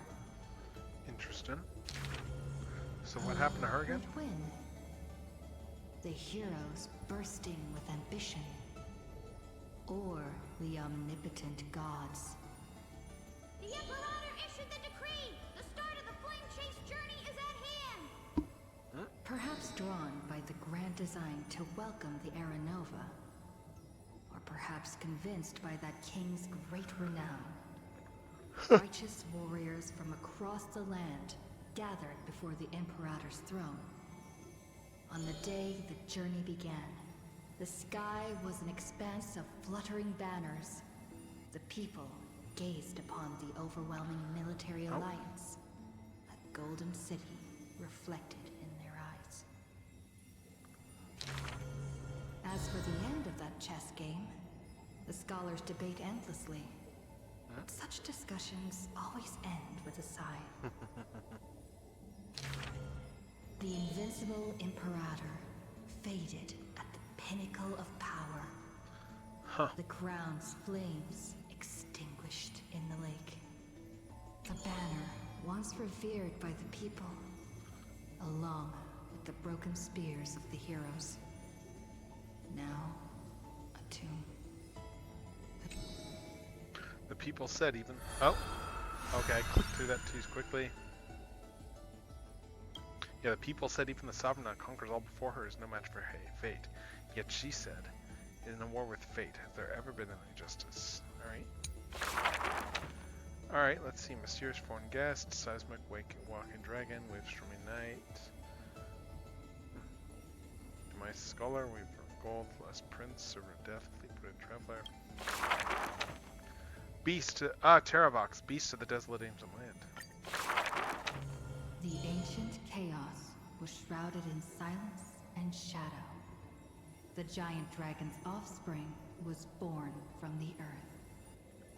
Sweet dreams had smothered the giant dragon's eyes and ears, and as they slept, the 100 eyes of Aquila had already opened, and Fagusa had begun to stir the playful waves. Yet Giorios remained weighty and silent. Layer upon layer of peaks enveloped the dragon, cradling them in a bed more grand than any in existence. The giant dragons spent their childhood in darkness.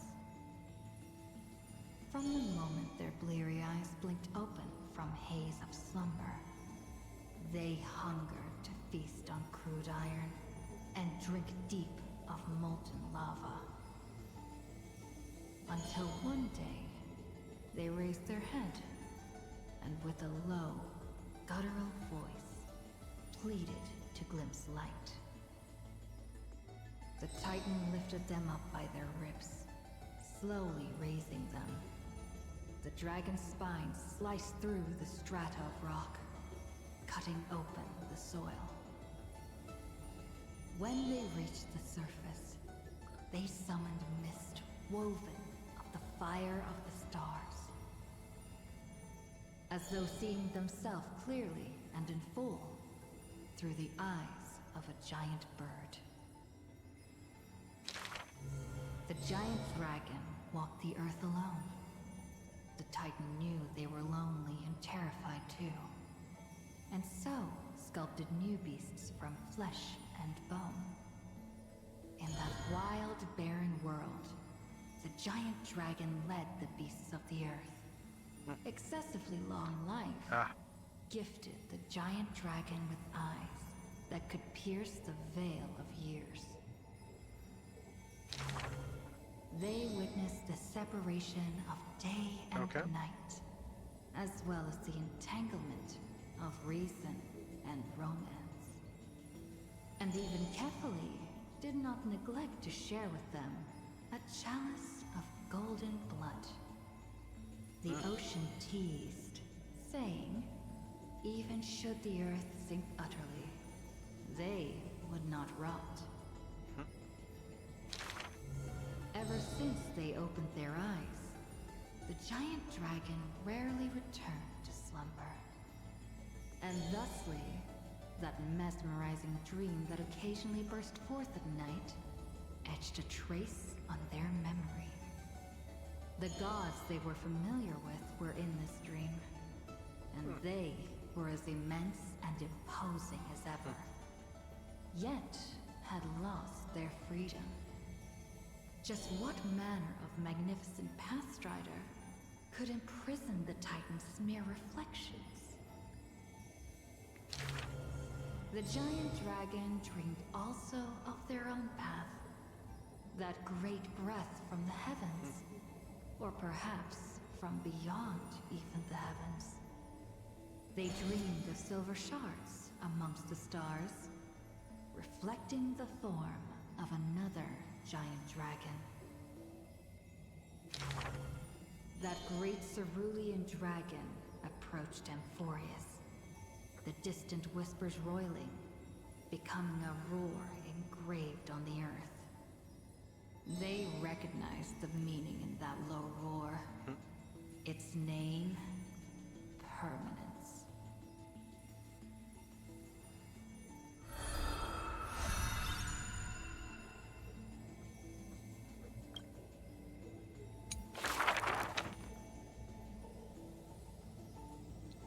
Alright, so yeah, we got a lot of stuff here still to go through all these table of contents for the Cyber Heroes. Ah! Electra, Banquet Sonata. Okay, there's just one entry. Cool. The black tide that blotted out the sky surrounded the city walls. The soldiers manning the walls battered from battle. Melodious chords of music were suddenly heard. A single swordmaster had overcome the waves of enemies. The song flowed from betwixt the blades, breaking through formations as a dorsal fin cleaving the waves. When the wicked beast finally fell, shattered into pieces amidst the sword's dance. The Frostblade bore no trace of blood. The legions of heroes under my command are as vast as the sea, yet lack a formidable sword banner. The commander extended a hand, inviting the musician to join. Should a fish separated from its school glimpse a faint glow, it will swim toward the light. The Swordmaster clasped the commander's hand, as though gently grasping the hilt of a keen blade. When the spray of her waves extinguished the fires of war from the holy city, a golden name was engraved upon the stone pillars. The former commander burned the crown to become king. High Sealands, brave in battle, triumphant in command. I grant you the title Dux Gladiorum. Let us all forge ahead together. During the banquet after the battle, the weaver tailored for her a splendid dress, and the commander poured her honey brew. Her golden-blooded comrades gathered about her, chanting her new name, urging her to play that splendid music. The candlelight danced and mingled with flowing drink, swords and song ringing out in unison. Yet none knew that was once a lonely melody from the deep sea. The music of revelry continued for a long time, until the whispers of conspiracies were buried in the songs, until the roars of lethal struggle shattered the music. Legend holds that they who bear the weight of a pillar shall one day return to where it stands. Those who tug at the earth shall end amongst the mountains. Those who sow dawn and dusk shall remain eternal in the sky. And she would once again return to the pitch-black sea. And she would once again sing her music alone. The bountiful ocean, with the banquets of bygone days, stir as futile bubbles at the bottom of a glass. Many years later, the song once played by that swordmaster was played by future generations in the Holy City. The people knew the demigod of the seas was still a noble captain. She possessed peerless swordsmanship and a song that is passed down through the ages. It was just that she had long since vanished. Guests at the banquet sometimes spoke of her, but it was only a prayer between their cups. High Sealands, melody of the waves, bless our night that we Yeah, may interesting that we're getting back on all the ones that we didn't see in the game. Interesting.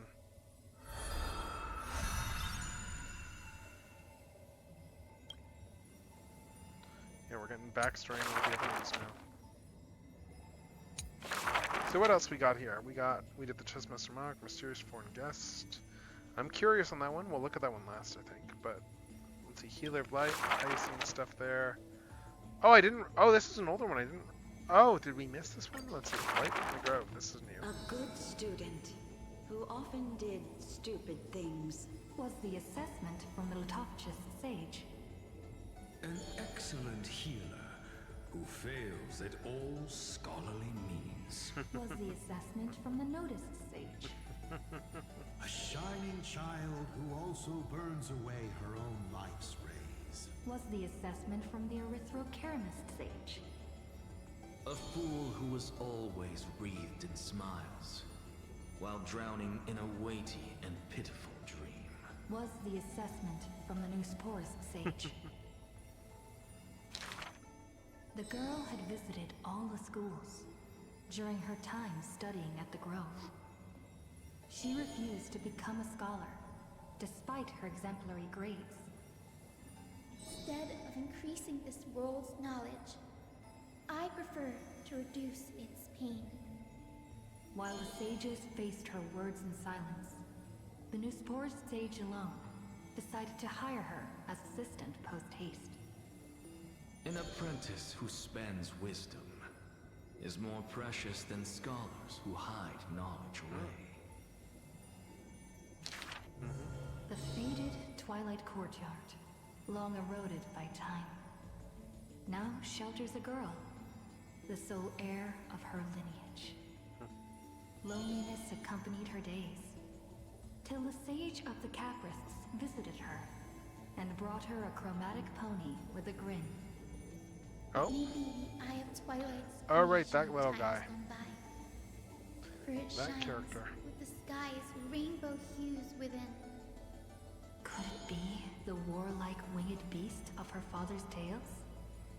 The sleepy, dreary-eyed pony before her Yep.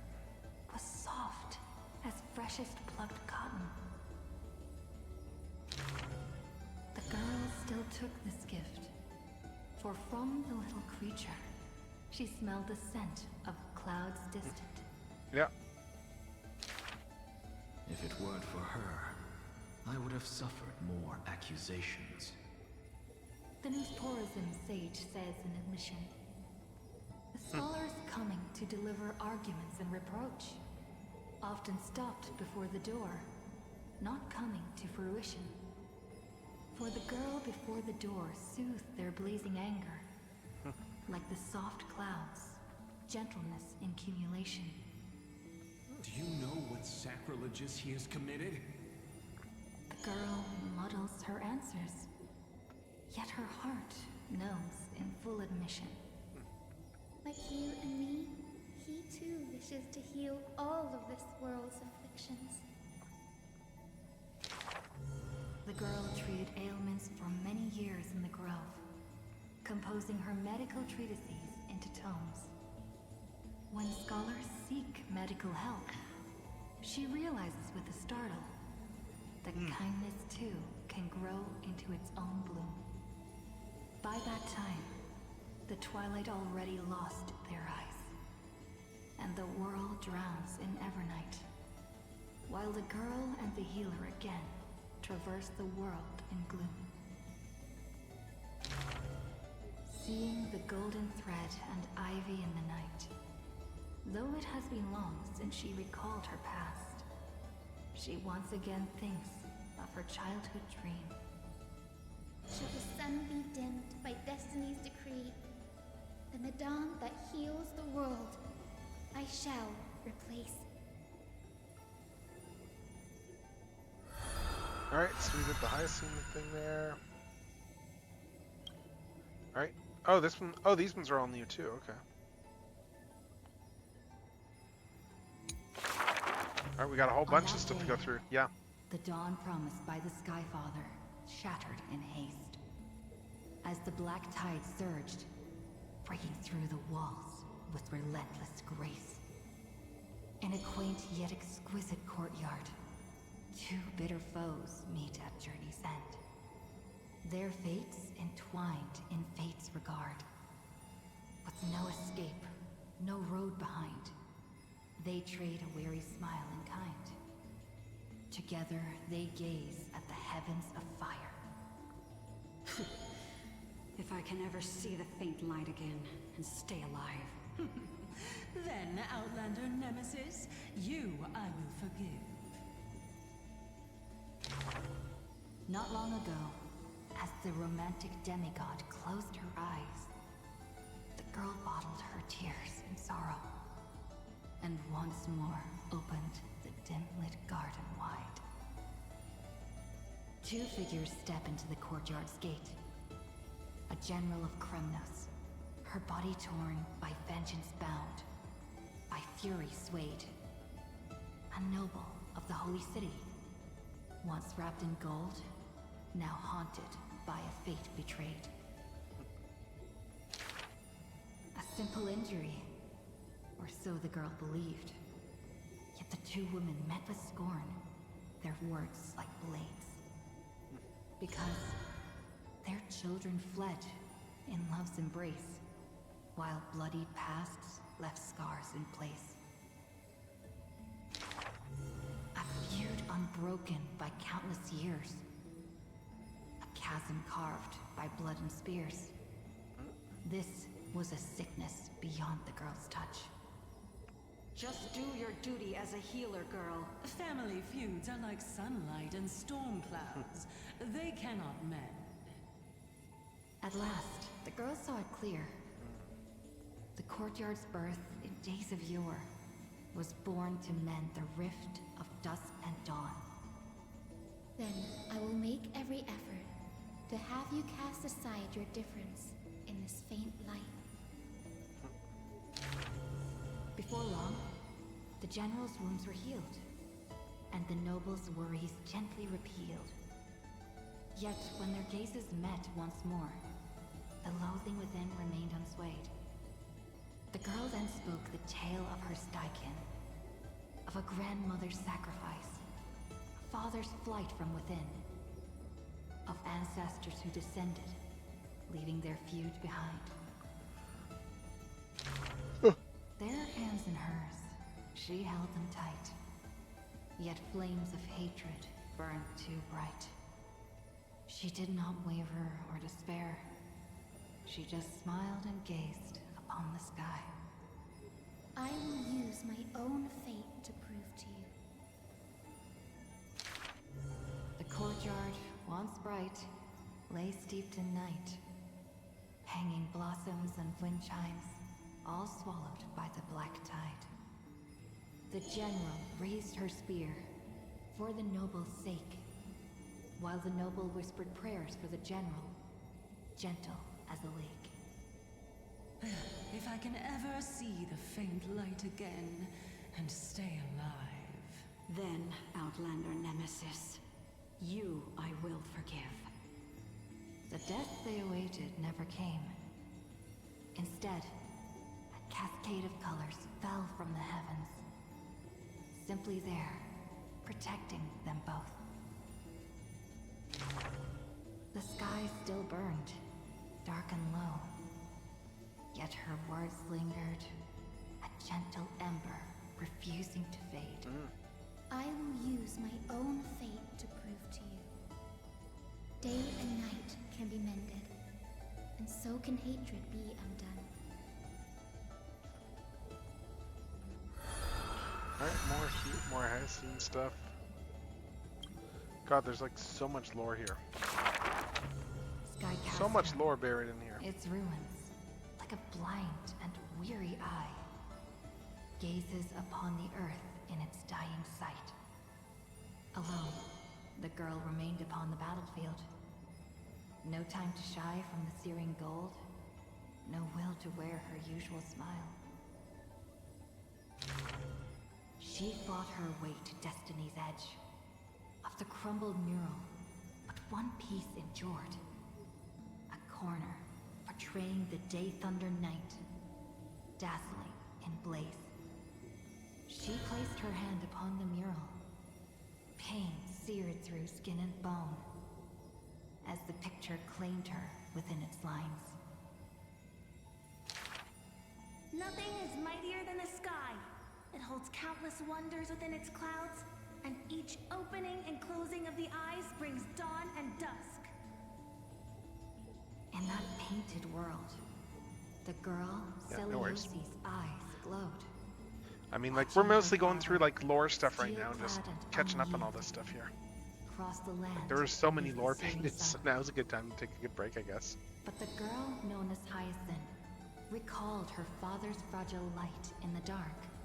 The journeys into lands unknown, marked by endless sunlit days and restless winds. The sky is the gentlest of all. It watches over all things with compassion, showering them with soft rain and morning light. And yet, the sky remains so cold. It witnesses believers tear each other apart. And still, it cowardly flees from all responsibility. Within the frame of that image, the one called Seliosi bore fury in her gaze, her golden blood trailing as she turned from home, sharpening arrowheads beneath the wide and barren sky. Hyacinth remembered her grandmother's song. She recalled her prayer to Aquila before her grandmother's journey, and how bitterness followed her to an unknown land. The sky is so lonely too. Forever distant from the world beneath. It watches every sorrow, unable to intervene. No. The sky must be merciless. It must scorch the wicked. Interesting. Temper the fragile. And pass divine judgment upon all human wickedness. Within the mural, the girl named Seliosi became the divine eye, gazing down without mercy, a titan passing judgment upon her own kind. But in memories deep, Hyacinth heard their call. Golden threads that shielded all, the burning sun, vast and unyielding, carrying the weight of all the world had known. No, the sky must not forsake kindness. Through its boundless embrace, it carries the core flame of hope for humanity. The sky, it's so dark, so cold. In the depths of memory, the girl named Seliosi pulls her knees to her chest and trembles. Then please, come sit in my courtyard. A gentle ray of light seeped through. The celestial mural now fused anew. Once more, the land knows favor and boons. The girl who has now become the sky takes the hand of the girl who once was. Alright. I want to tell you the secret of the sky's greatness.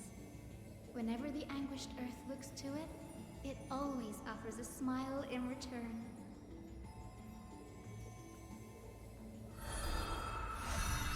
Alright. There's the Hyacinth saga composed. What do we got left? There's the foreign guest. We got the prisoner of flames, Finan. Oh, so we got like, okay, we got all three of these to go through for chapters.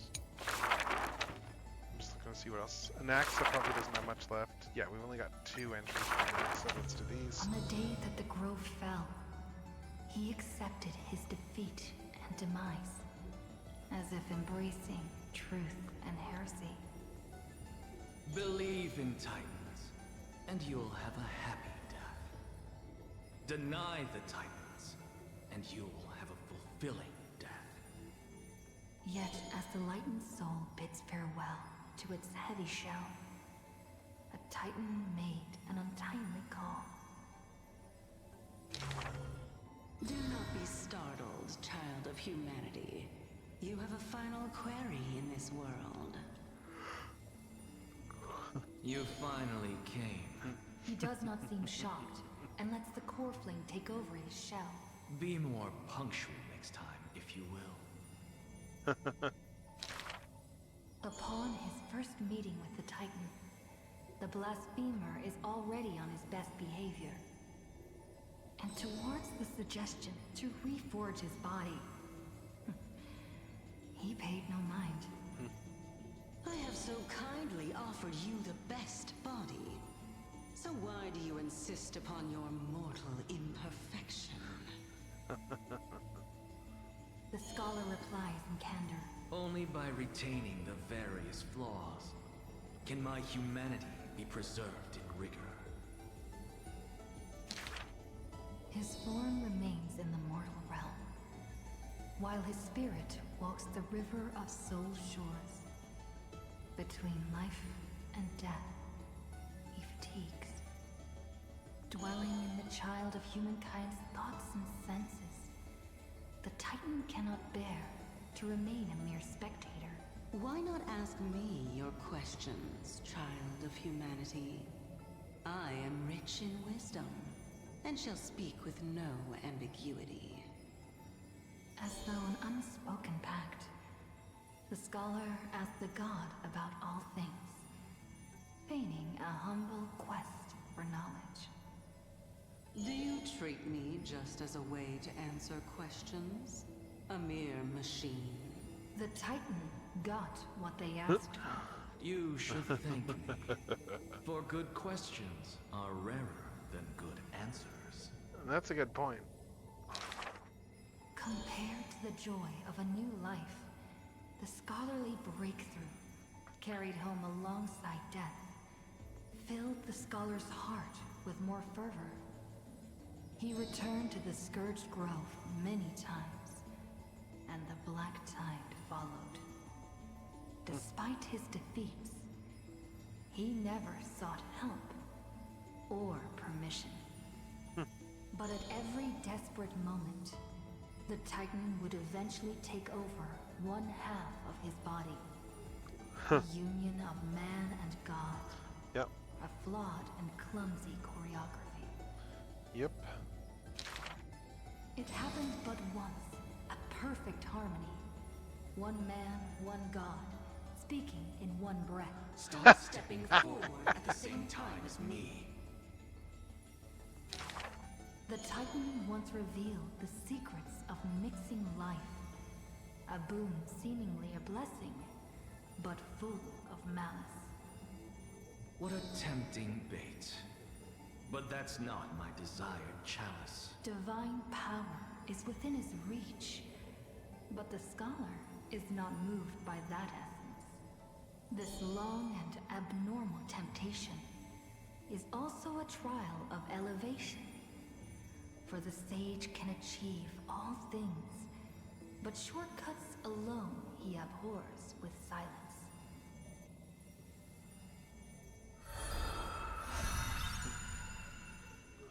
Alright, and there's one more for Nexa there. Teacher, in this tumultuous world, have you thought about your will? It was just a joke, but the scholar still at the grove answered with extreme caution. He has much to say about his posthumous affairs, exhausting all, fearing the smallest omission. Teacher, could it be that you fear death? The assistant asks in concern. It was a question needed, yet he gave no direct reply. Philosophy is the inquiry into death, and I have always considered myself a philosopher. The assistant recounts all the scholar's final wishes, each mighty as a mountain, asking what seemed impossible. The tombstone must be made of my treasured rare stones, carved with Dromus patterns. But that stone is a miracle of alchemy. Tough beyond measure, no chisel could have shaken. That's also his plan. The assistant softly reveals the hidden plot.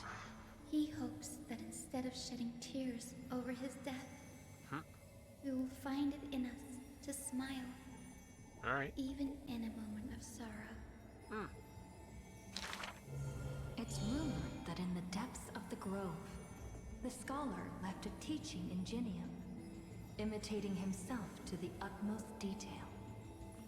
Go back. The living have not exhausted their thoughts.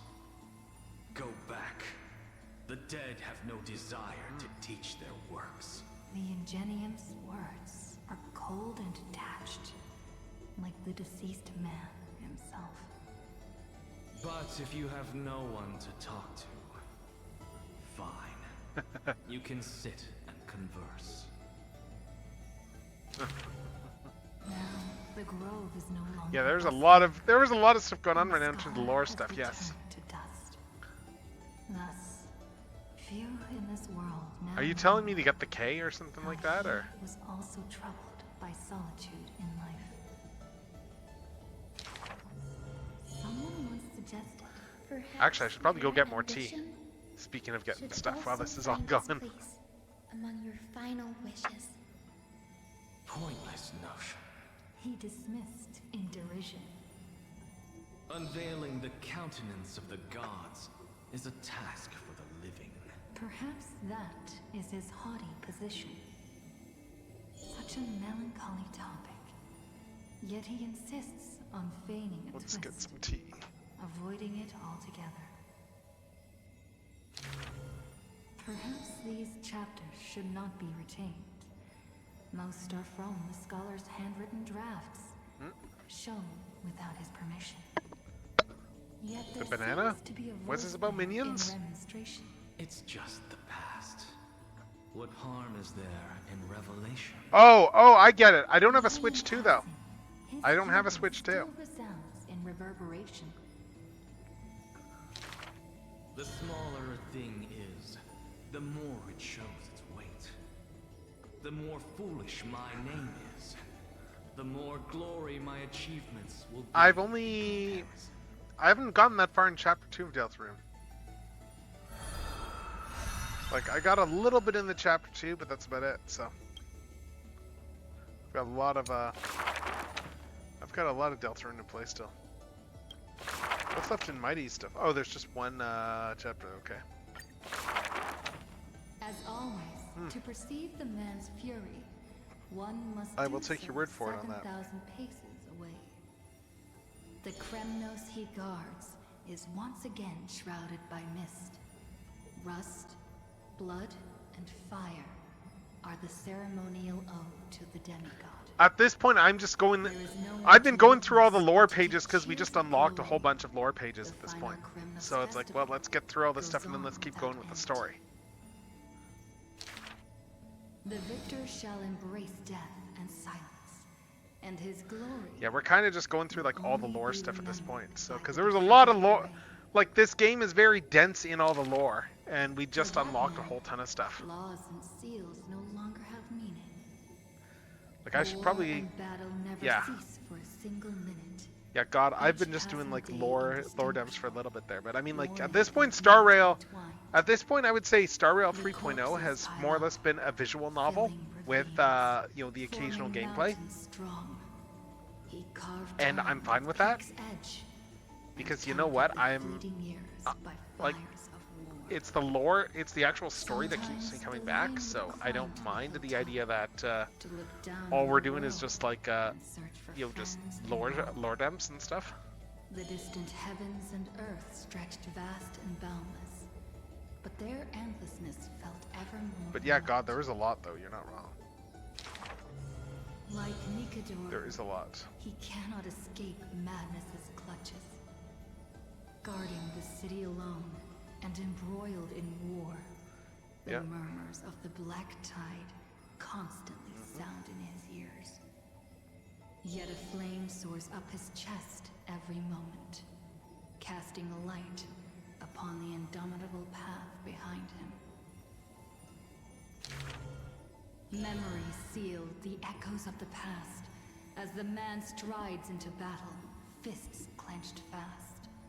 He is the wound this world must bear, the new king before whom old gods despair.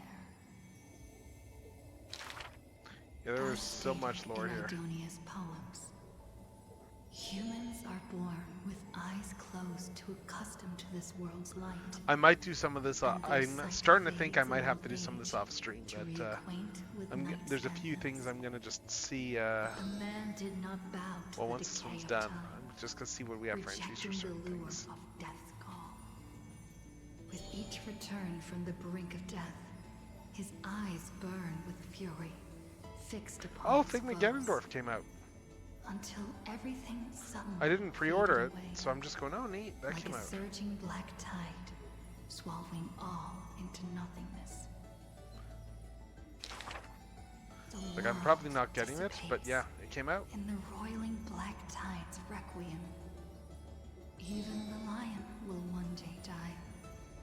A departure with no way back. Like, my next HLJ order is gonna have a ton of androids His in it. pierced chest hits the ground, and slowly flowing into the underworld is his golden blood departing his system. Yeah, that's where the Flame Reaver kills him. But that gaze, fierce as flame, never dimmed, not even in death. Looking beyond those flame-seeking figures, reaching far toward the endless horizon. In the morning sky, the stars will chant. The lone king of Kremnos is called Mighty.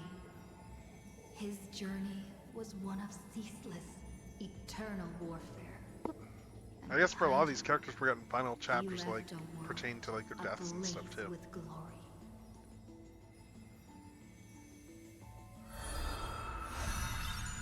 Yeah, so we got that saga.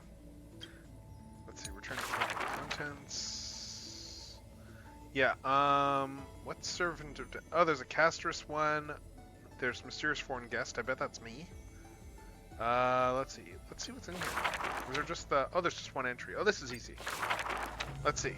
When I called your mother, okay. Of the three fates, gently open on the day of prayer. And the crowd crouched, whispering like the tide. The priests of Yanis listen to the prophecies. The unwavering axis of the scales of Talenton maintains balance, and only Orynyx remains silent. Mother, teach me how to answer prayers. The Titan tasked with time is as perplexed as a child. Interesting. Don't be scared. Please don't be afraid. A familiar voice rings out. Listen carefully. The future they want is in the past. Like the first light of the morning star. Really? In the past? The child sank into a peaceful slumber of recollection, whispering revelations in their sleep. Until the masses crying out amidst the flames of war were swept away by the sounds of sharp swords locking. The fires of ambition incinerating the law. Mother, usurper, assassinate the divine body. Memories are tightly entangled by nightmares, with nowhere to run. Don't be scared. Please don't be afraid. An unfamiliar voice rings out. Go to sleep. The ending they want is yet to be born. Like the warm glow of the setting sun. Really? Not here yet? The child continues to sleep, waiting for the next waking dream. Alright. And when they opened their eyes, two of the three fates who once received offerings had already faded from the pages of history. Mother, I'm already all alone. The child let out a helpless cry. Don't be scared. Please don't be afraid. A familiar voice rings out in the mirror. Just wait. The stars that illuminate the night will visit in the end. Like gentle moonlight. The gates of the temple of the three fates now close tight. People no longer pray to a titan who cannot touch the world. Within the inescapable dreamscape, the flower stems nourished by the black tide serve as a swaddling embrace, drowning the young child's soul. Mother, help me leave this place. But this time, they didn't receive a response. Only long years of yearning and pain. Like the silence of the Evernight. Days and offers the glory of the past. The priests have forgotten this titan. Huh. Hate waiting. They watched over the slumbering sprite, gazing at the dull mirror. But a fleeting mirage flickers in the mirror. The shining stars and the lights of the home. And a strange yet familiar voice. Wake up! Our familiar old friends have already arrived. Like the newborn dawn. Alright, interesting. Alright, so we got that one done. We got that one there. Yeah, the seeds of the future buried in the past. Let's see. We got that one done. What's left here? We got the Finan one, we got this Casterus, and we got some other ones. The Finan one I should probably do at least. Yeah, we got 3 entries here for Finan. Prisoner Frames, Castellana. Like, there's going to be a lot of important lore stuff in here, just in regards to... Yeah.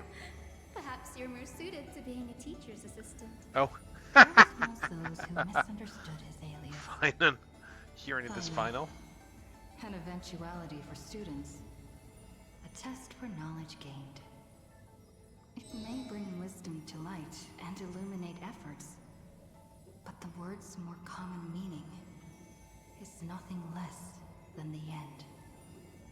That's quite ominous. The man pretended to be surprised and responded with a smile. Though it does dovetail with our destiny. Laughter resounds. The man walks the land, leaving footprints filled with joy. Despite the weight of the past, he can always laugh it away. Those nearby glance at each other, unsure of how to respond. Perhaps I was just born easygoing. His explanation is just as carefree. Look at Mighty and Professor Anaxa. Boys all grow up into serious adults. But as long as I keep smiling, Akuma will always have an upbeat, shining young man. Though having said that, he too has quiet moments. Each time he gazed long toward the coming dawn, a smile remained fixed on his lips, paying no mind to anything else. His eyes were painted with the azure of the sky, gaze fixed on the titan bearing the world. I was just imagining. He explained his own trance in a comment. Kefali too was once in mortal flesh and raiment. Now, when the man comes with sword in hand, there is no need to doubt he will swiftly win victory. But his smile is pure. Ever since the start of the journey, he is still called a youth in this story. Youth is always ambitious, with lofty goals. But it seems that in the man's heart, only the wishes of others are held. Apart from the ideal of deliverance, what do you have left? The golden-haired friend once asked him so. He remained silent. Then, as he was wont to do, he simply smiled. As long as I don't ask for too much, everything will unfold as desired. In Amphorius, untitled statues are a prevalent sight. As for the inspiration behind these statues, they are said to be the clay figures that carefully made at the world's creation. They made clay figures in their likeness, bestowed upon them the breath of life, and allowed the golden divinity of their blood to course through. Let's see. Thus, the very first mortals roamed the earth, receiving the god's mercy, while realizing the sorrows of this world. But that sorrow was, in the end, only the sorrow of the world. Nobody ever cared what lay behind the smile, what the clay figure thought.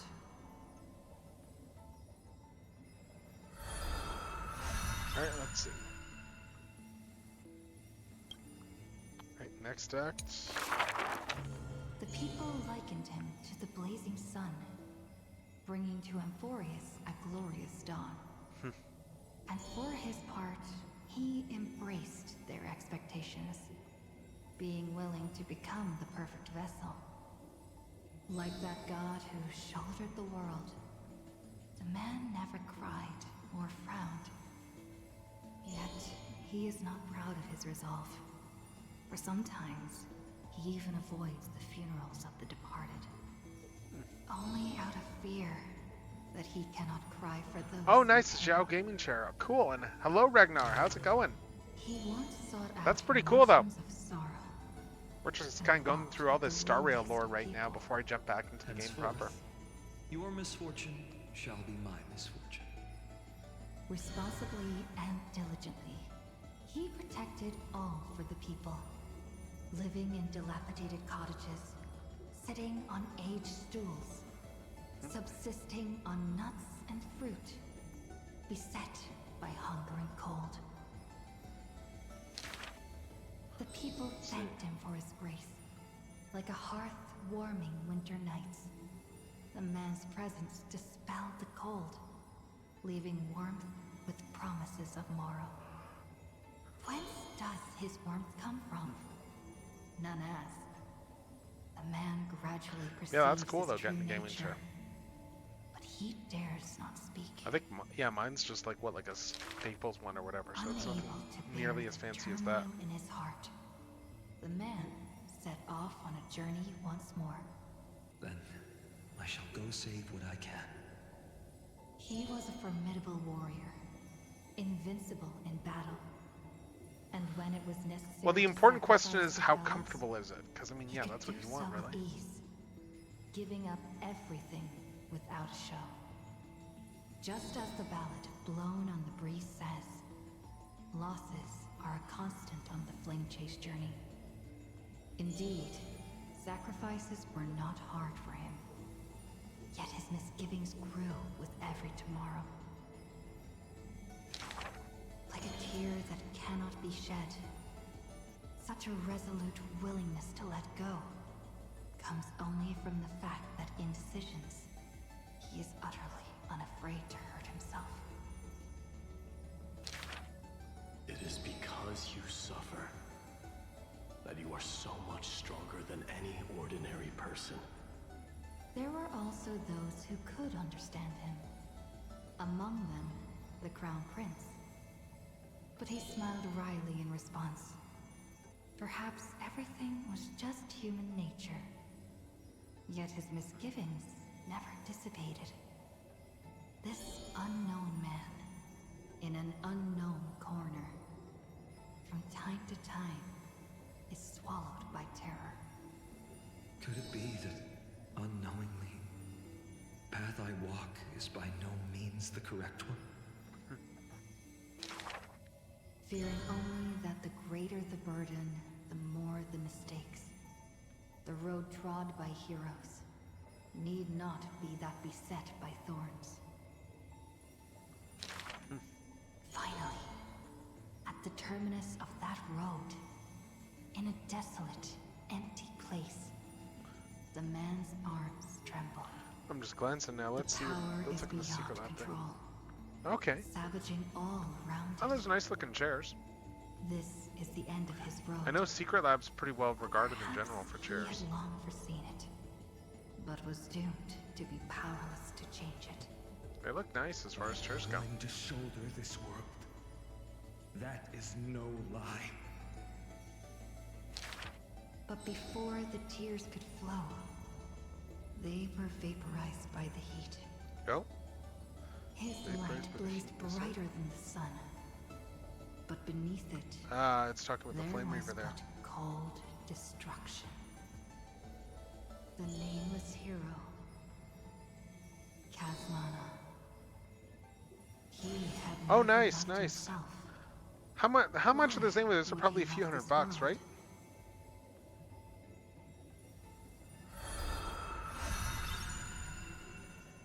Alright, so there's that one there, and we got one more here. Let's see, what's this last one? Gust of wind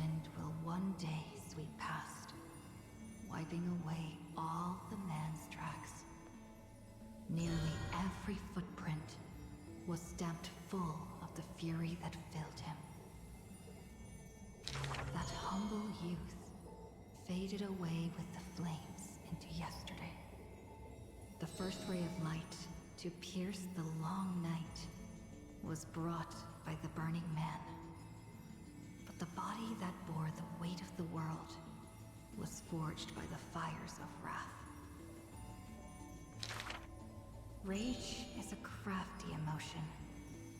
It changes its face, concealing itself within the man's life. His friend fought blood-soaked battles, so their people would need fight no longer. Yeah, that sounds like, and then that'll be US. That sounds like what I've heard about how those secret lab ones cost. That sounds about in line with that. Only with the indifference of emptiness. You must be careful. Duty does not drive you to wield your blade, but hate. His teacher kindly reminded him thus.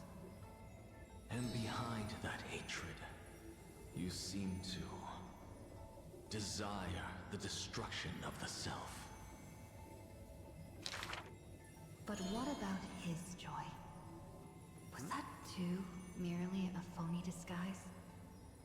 He who once laughed amidst the crowd, day after day, as though it were second nature. No. Even though he knew not the meaning of love, that happy past was not alive. Yeah, I mean, that makes sense. But now, even those memories have melted into fury. His hatred is such that he cannot hold on to what he cherishes, though all is precious to him. Yeah. Filled with lone courage, he attempted to resist fate. But the burning sun that shines upon all creatures, once fallen, will incinerate the land, becoming golden death. But what of his sorrow? Indeed, the man could shed no tears. But at the moment the cycle manifested, when all that was familiar was now remote, the world collapsed, becoming empty in an instant. But the stabbing pain in the man's heart, was it but the residual warmth of his wrath? The truth no longer important. The man simply took another step forward. He wasn't willing to believe it, but was willing to acknowledge it. There is no need to question your heart. No need to crave victory. If I am born to be a vessel of sin, then I shall roar at evil, and together with it burn. In the endless cycles, there were some moments when the man felt everything dissolve. Well, I mean, yeah, Zhao was a bit random. Ningguang I can see though, like a chair. That one feels on point. Her having like a fancy, expensive chair, that's like completely in character for her. So I can understand that. The fury would cast a shadow. He saw the creators choke his throat, gurgling and gasping. And in that boundless dream, he mistook them for his own jest. But their true forms Yeah, Ningguang I can see. violent hatred towards the creators, towards himself. Let's see. Okay, we're almost done this chapter, and then that's all the finding and stuff. The prophecy departed. Amphorius was unable to usher in the dawn. What rises in the distance is not the morning sun, but a ball of all-devouring fire, setting the universe in conflagration. Yeah, like Ningguang is the type of character I can see sitting in a fancy chair. What else here? Let's go back to the table of contents. I don't think I'm going to bother with... How many entries do we have for the other ones? Let's just take a look. I don't know if I'll go through them. Castor's has 2 more entries, and we have 3 more entries here.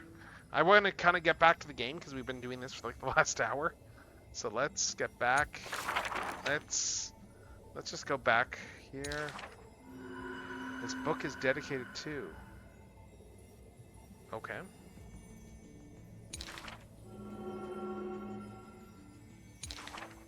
Let's just go back here. Saga of Heroes. What do we got for author's recompense? Ah, we got a lot of stuff here. 360 Stellar Jade, nice. Okay, so yeah, so there's, yeah, so once I read the other ones, I'm gonna get like another 120 Jade. Yeah, so that's useful. The admin notes, light up a whole bunch. Okay, that's everything done there for the Flame Chase volumes. What's the mem.exe though? What's in here? You know, I've always had a soft spot for you. Startled you, didn't I? Don't worry, I was just thinking. If I had to write a preface for a yearbook, it'd have to be a line so heartfelt you'd be moved no matter how many times you'd seen it. And after pondering again and again, I still like you. I like you still says it best. Because only the purest feelings can stand the test of time and never fade. Alright, yeah, that makes sense. Apologies, give me a sec, I just noticed that, I just heard like the low power chime on my headset, so I'm just plugging something in. Let's see, makes sense, right? Very straightforward, that's so you. Okay. Nothing wrong with the character theme, nothing wrong with that. Like, I don't really have a particular theme with my PC or anything like that, but I mean, if I did, I would probably get stuff in purples, honestly. Oh, but to me, liking someone is a simple and natural part of life. If the Trailblazer has got someone special, family, friend, or romance, I'll cheer you on to express yourself freely. What do we got here? Still, isn't that a sign that we're in sync?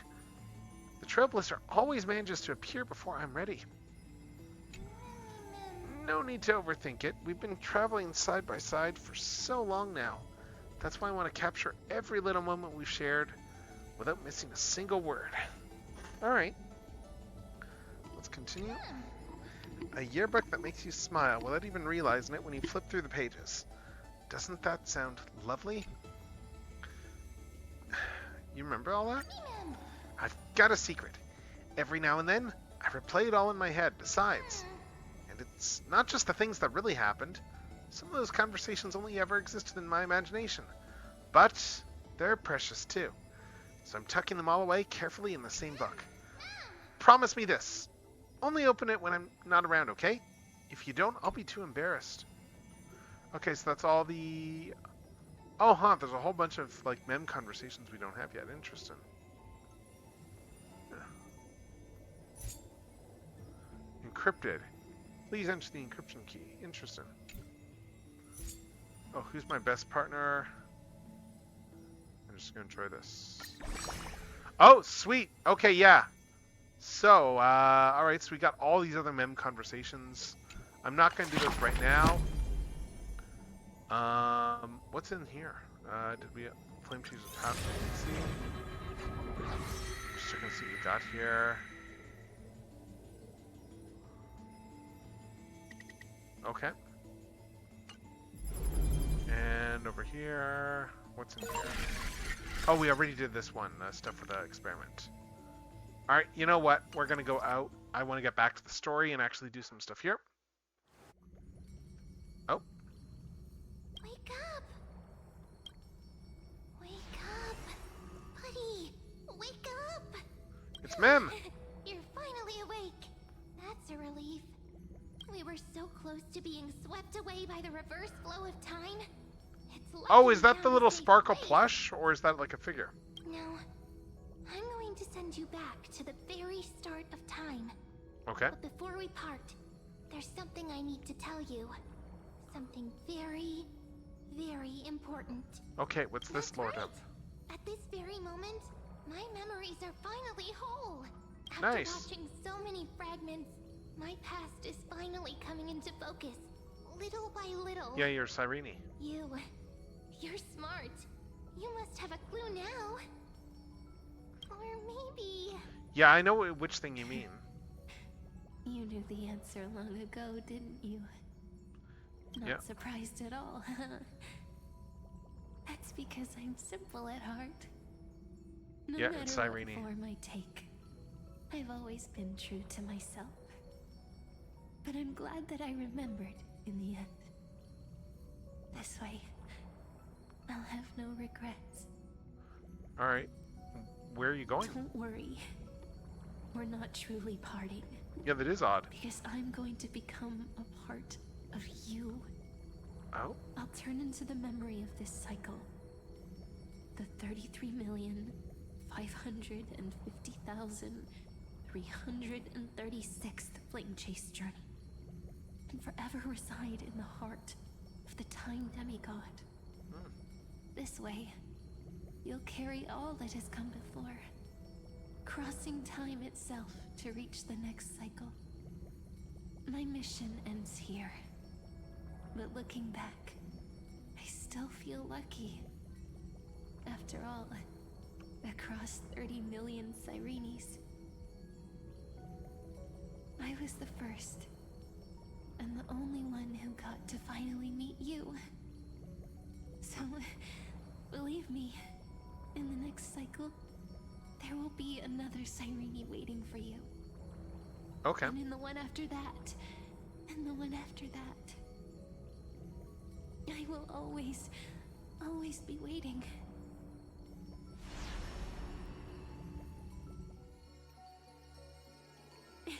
Oh. Saying all that, it can finally fade away in peace and become a part of you. Without even realizing it, we'd already taken a wonderful journey together. All the way to the world's end. So what about March? We still haven't had any follow-up on that stuff from March. Take my hand, say a brief farewell, and step forward into tomorrow. Go, find the future Cyrene, and set out on another journey with her. Promise me you won't keep me waiting too long, okay? No need to say it out loud. This is enough for me. It's time to go, my dear friend.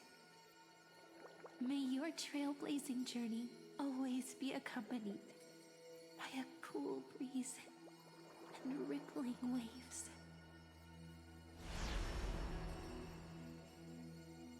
And may the days ahead embrace you like the softest fluff, forever warm, forever gentle. Oh, now, let's turn to the next page. Okay, so the next cycle. What happens now? A page that exists because of you. All right. Oh, it's Cyrene. Is this a meeting ordained by fate?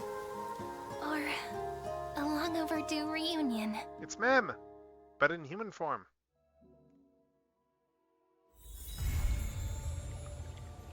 Hero sing the anthem. Oh my god, are you serious? We're on interlude again? We're leaving the story... Oh my god, we're leaving the story there?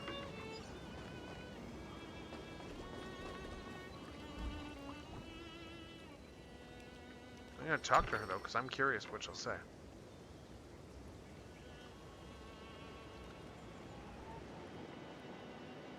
Hello. Yeah.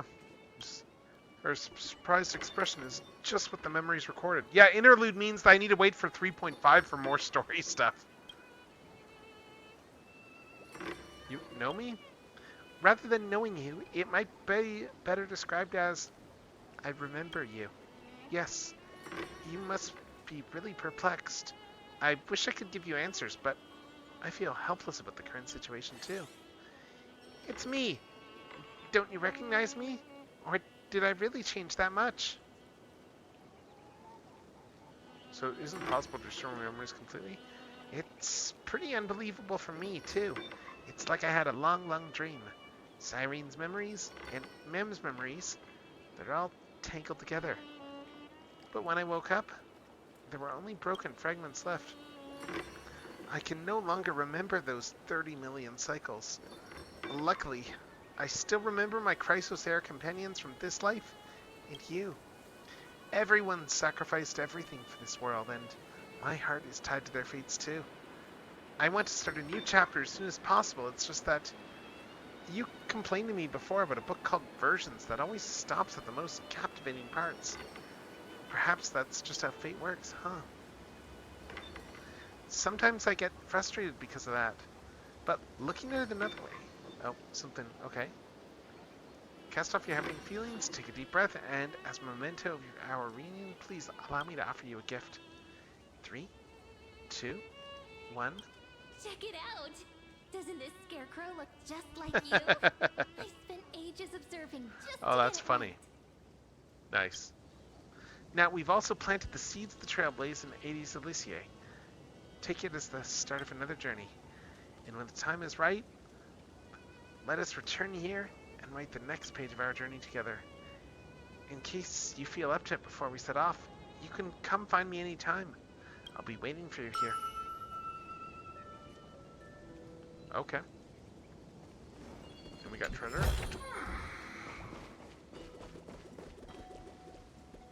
Alright, so let's see. So that's all done there. Complete that mission. We can do the Grail War stuff now. We can actually go and do Grail War. And that's probably what we're going to do next. So let me just see here. Let's do some stuff for leveling first of all before we go further. Because I want to, I need to still level Saber. Because yeah, I've got Saber right here. Saber is at level 80, but I have to level Light Cone and I have to level this stuff. So we're going to go and we are going to go to Calyx and which one do we want again? We want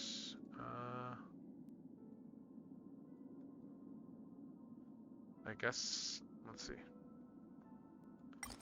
Those are for light cones. I want this stuff for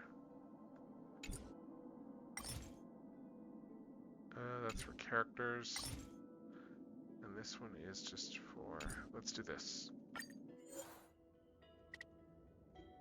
This will get us some leveling materials. So let's level some stuff. Actually, let's bring Saber in here too, because why not? Why not use Saber as well?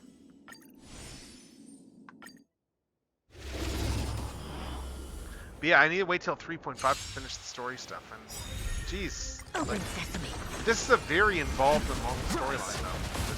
This whole story arc. I mean, we got the fate and stuff too, mind you, so maybe that impacted the decision, but.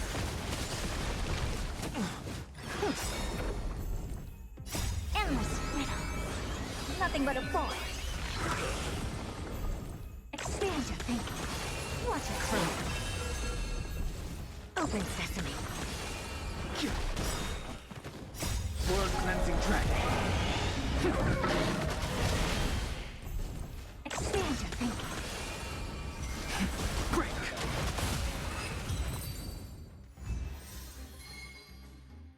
Right, one more time. Ah, yeah, we still need 1726. So, let's see. Kuni Tang. Open sesame. Endless riddle. Nothing but a ball. Let's do this. Kuni Tang. Expand your thinking. Glimpse in the night. Open sesame. Expand your thinking.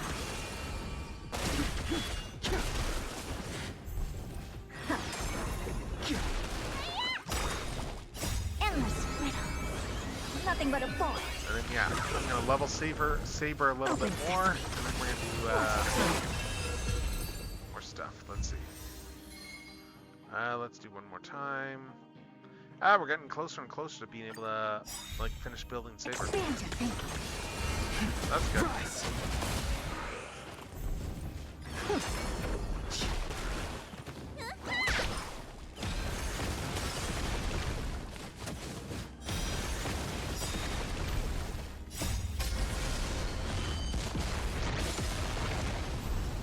Open sesame. Endless riddle. Nothing but a void. Expand your thinking. Glimpse in the night.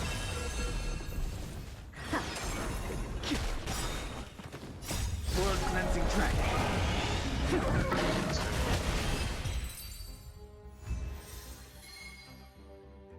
Yeah, we're getting closer and closer to being able to do this, so let's see. Open sesame. Let's do another round of these.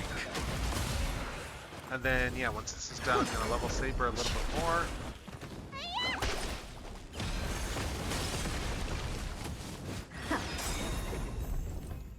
Endless riddle. Nothing but a void. Expand your thinking. What a clue. Open sesame. World cleansing dragon. Expand your thinking. Alright, there we go. Alright, let's exit this for now. And let's see where we're at for... Let's see how much more I can level Saber up. Let's see, I need to do this stuff. We might be able to do more pulls too, actually. Let's see, do we have any enough to do more pulls? Maybe. Solar purchase. Yeah, we can probably do another 10 pull. I'd probably have enough here. Oh yeah, we do. Let's do another 10 pull. I'm gonna pull just to see if I can get a C1 Saber. Let's see what we get. Yeah, 4-star. Nothing special.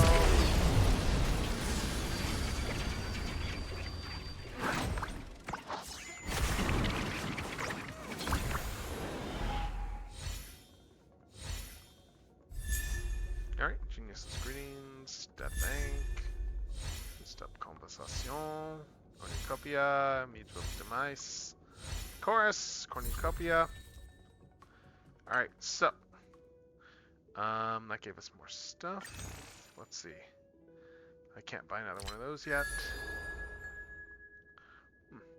Yeah, that's right, there's the fire. I'm just looking to see what we got here. We got this stuff here. They got a whole bunch of incentives to get more things still. Worth thinking about, but let's see.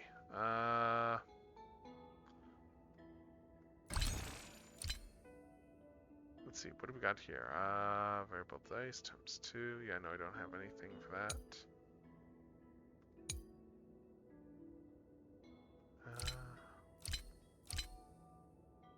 Just looking to see here. Alright, so we got Saber there. And yeah, we've only got like 30 more warps in order to get the upgrades there. Which is pretty good. Yeah, let's see, I've got...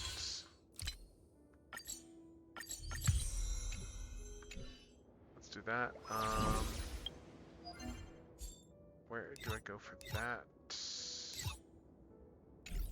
I'm just trying to remember where that one option, where that one thing in here is. Let's see, synthesize consumables.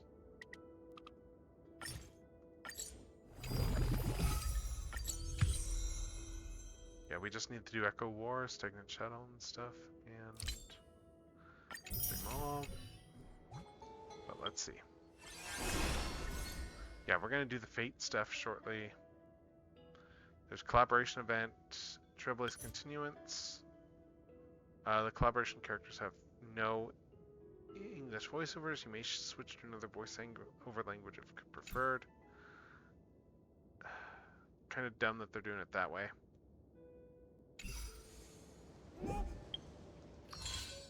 But yeah, where is the option I'm looking for?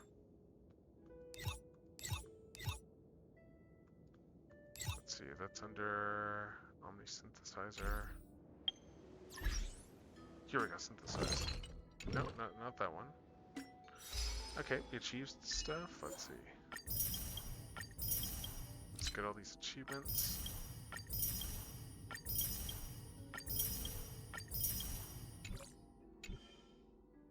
What else? Assignments. Claim all. Dispatch again. That'll give me more stuff.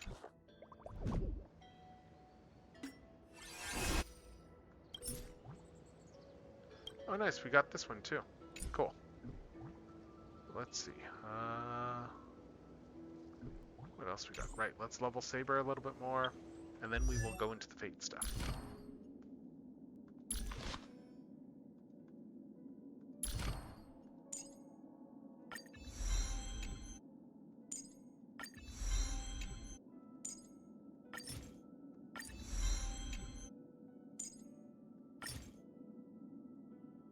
This.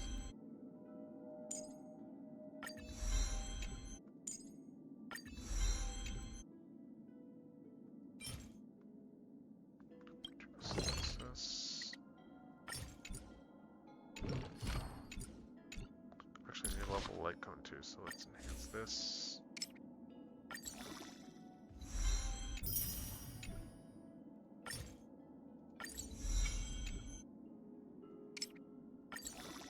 Okay, get to level 50 light cone, that's not bad. And then we'll just go back out and we will level some of her abilities. Can I level relics at all? Let's see.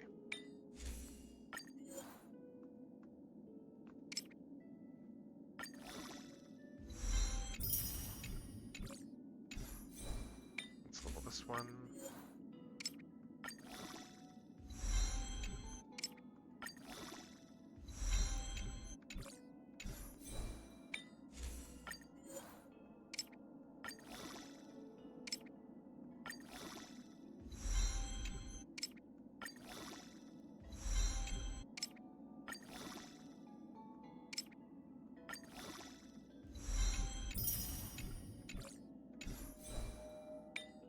Just try to max Saber as much as I can before I go into the Fate stuff, because I'm probably going to use Saber there. I should probably level Archer a bit too, with that said, but...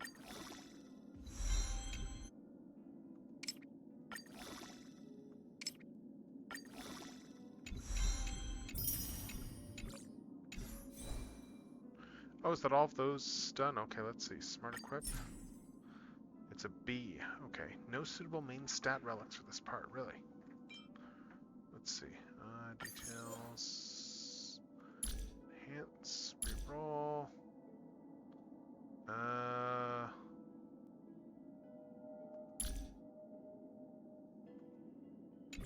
me see. How do I...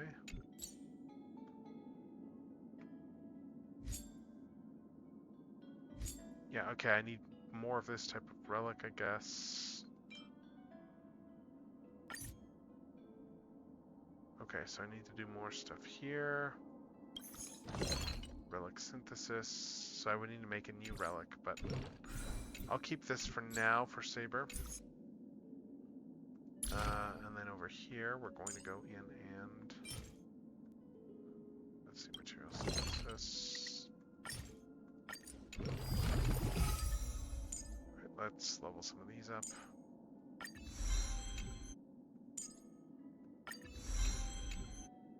Alright. So, we've got a bunch of leveling on Saber done now. Still not nearly quite as strong as I would like, but hey. Let's go and start in on the Fate stuff, shall we? So, Fate Night in Dreamland, okay. Talk with Robin. Robin just showed up with some weird treasure. Holy Grail that grants witches? Let's do the story recap. Let's see what we have here. As the echoes of the Charmony Festival fade, the Inter-Astral Peace Corporation successfully establishes itself on the planet of dreams, with the nameless of the Astral Express becoming one of the planet's shareholders. Now, a grand spectacle is about to unfold yet again in this holiday resort. Did they recast Sampo? The cosmos. It sounds like it.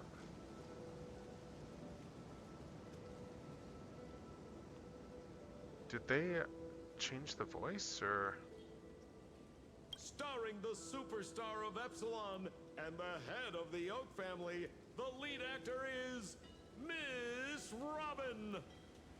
Featuring a special appearance from the stylish and witty Nameless, the trailblazer of the Astral Express.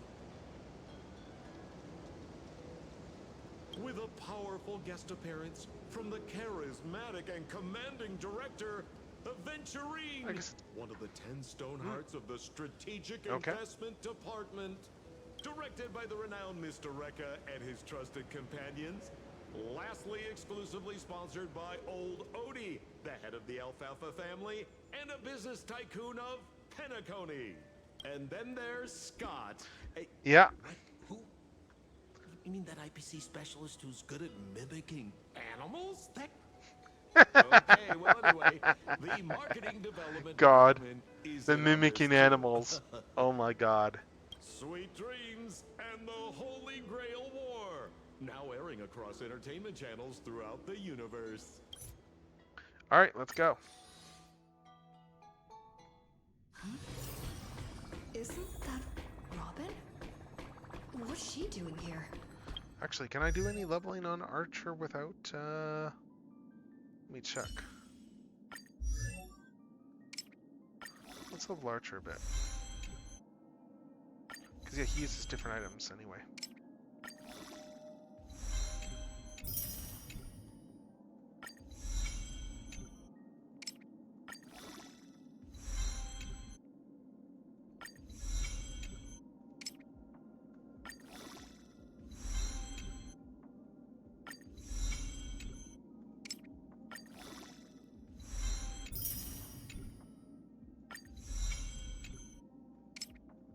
Get him up to 80.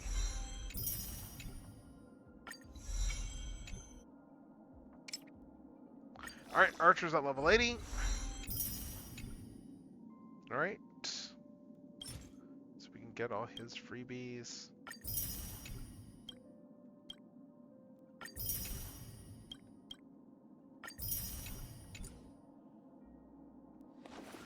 Yeah, we don't have his light cone yet. I may as well, with that said,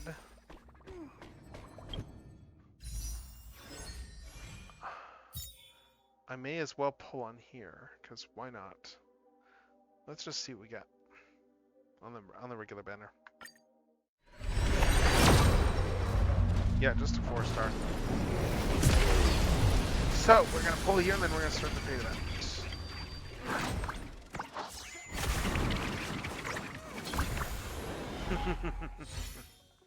Yeah, pretty much. Méditation, défense, défense, méditation, shadow burn, chorus, chorus. Okay. I got one there that's probably suitable for March though. That's not bad. Alright, so let's go talk to Robin, I guess. Yeah, because Robin's got a Holy Grail right there. It's been a while. Mr. Screw'em said he'd stop by today, so I figured I'd wait here for a bit. Okay.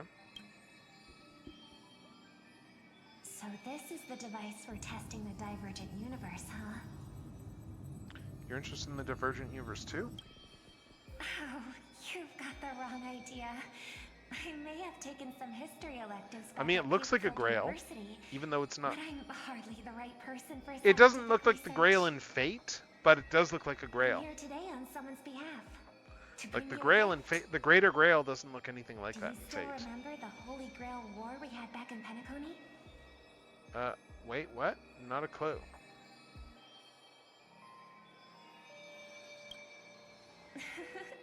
Not surprising at all. This so-called Holy Grail curio is bizarre indeed. Even though I still I know what you mean, Last Crusade. Like the Holy Grail's a bit different in Fate. Some of the details get a bit hazy when I think back on it. Old Odie gave me this Holy Grail as a token of gratitude for everyone who participated in the war. I wanted to display it on the did I start the wrong story quest? Let me take a look at this. Wholeheartedly saying, Ho ho ho ho!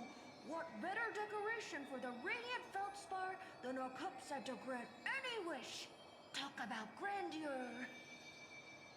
Mr. Screw'em was entrusted to neutralize the power of the Holy Grail. Now it's just yeah, I think I started the wrong story, so I'm gonna have to go and check and do the other one.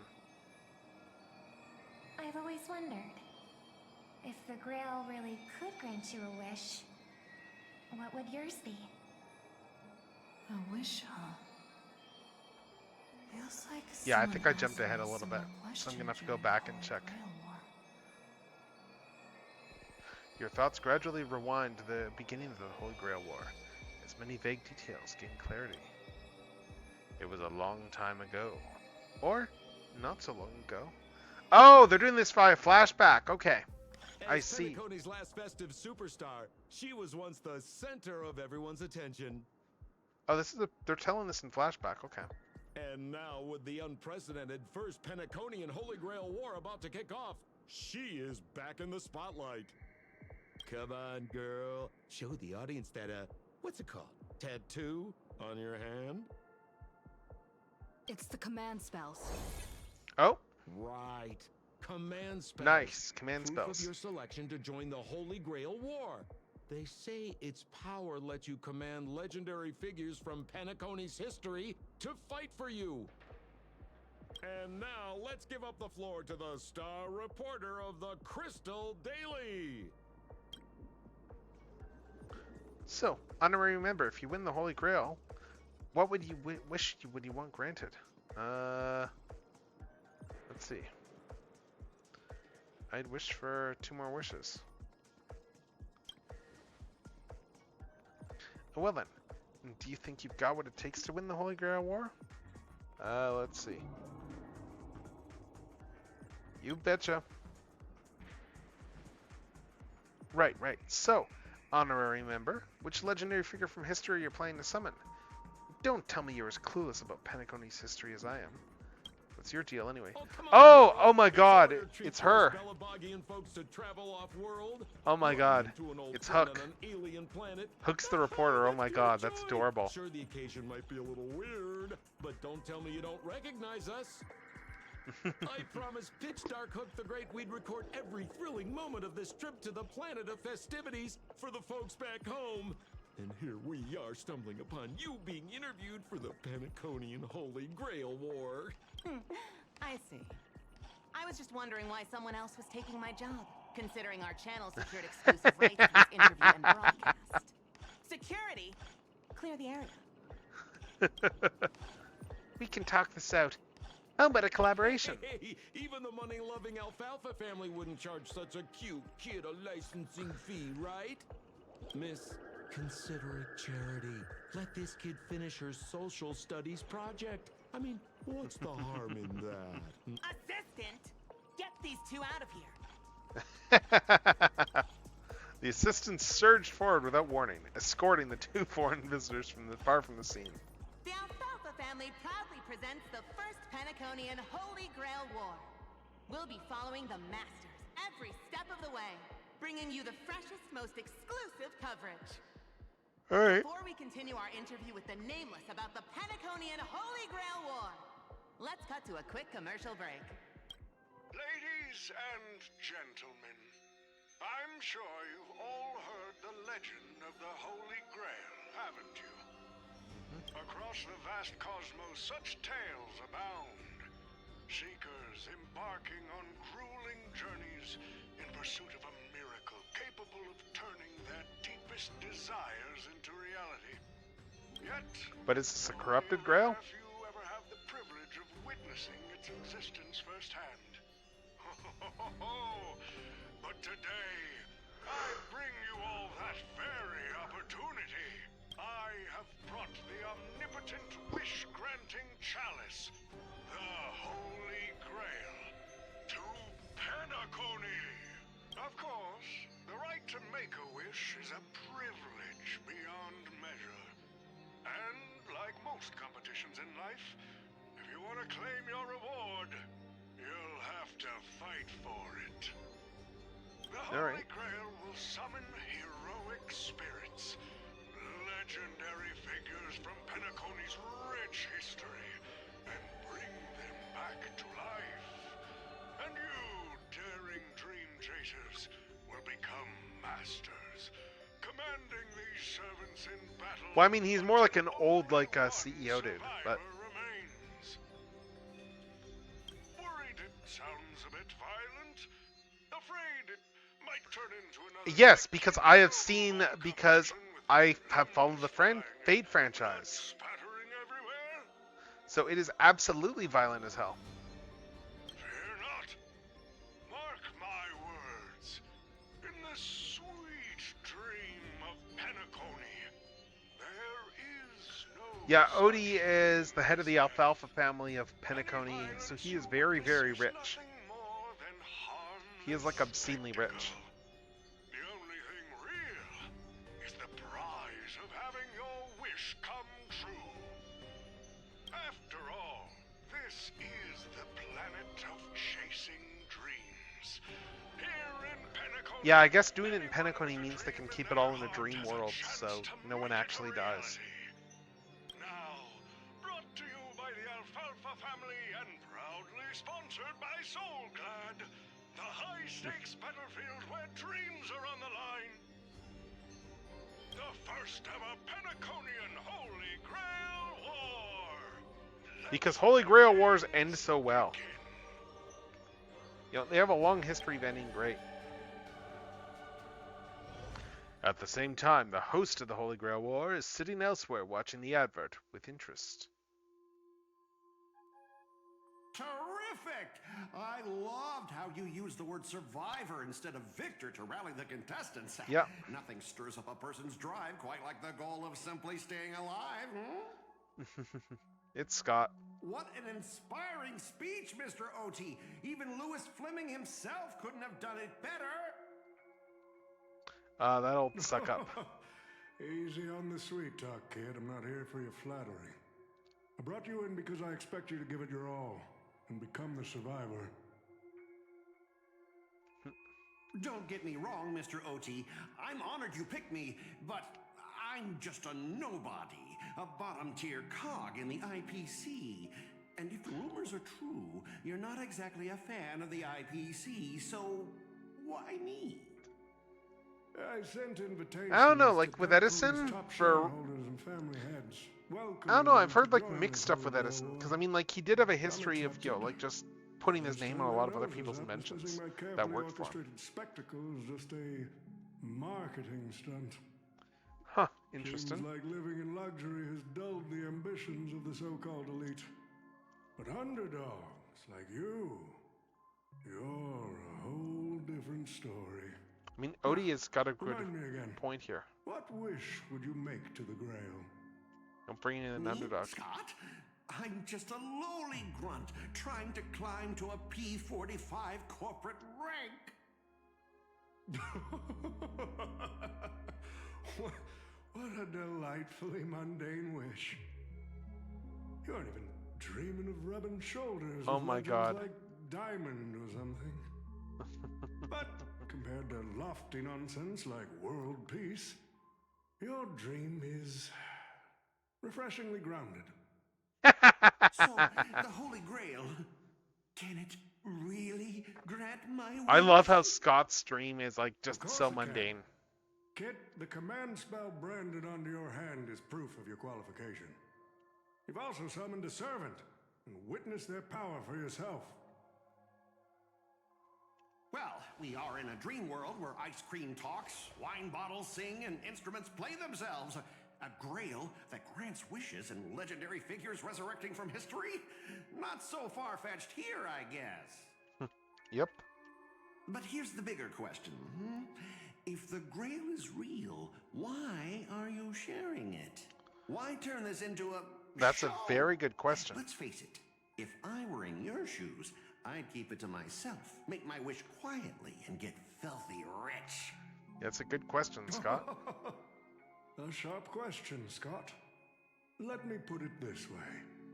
Picture an old man who survived 10 Amber Eras, navigated countless conspiracies and power struggles, accumulated an endless fortune, and climbed to the absolute pinnacle of Penacony.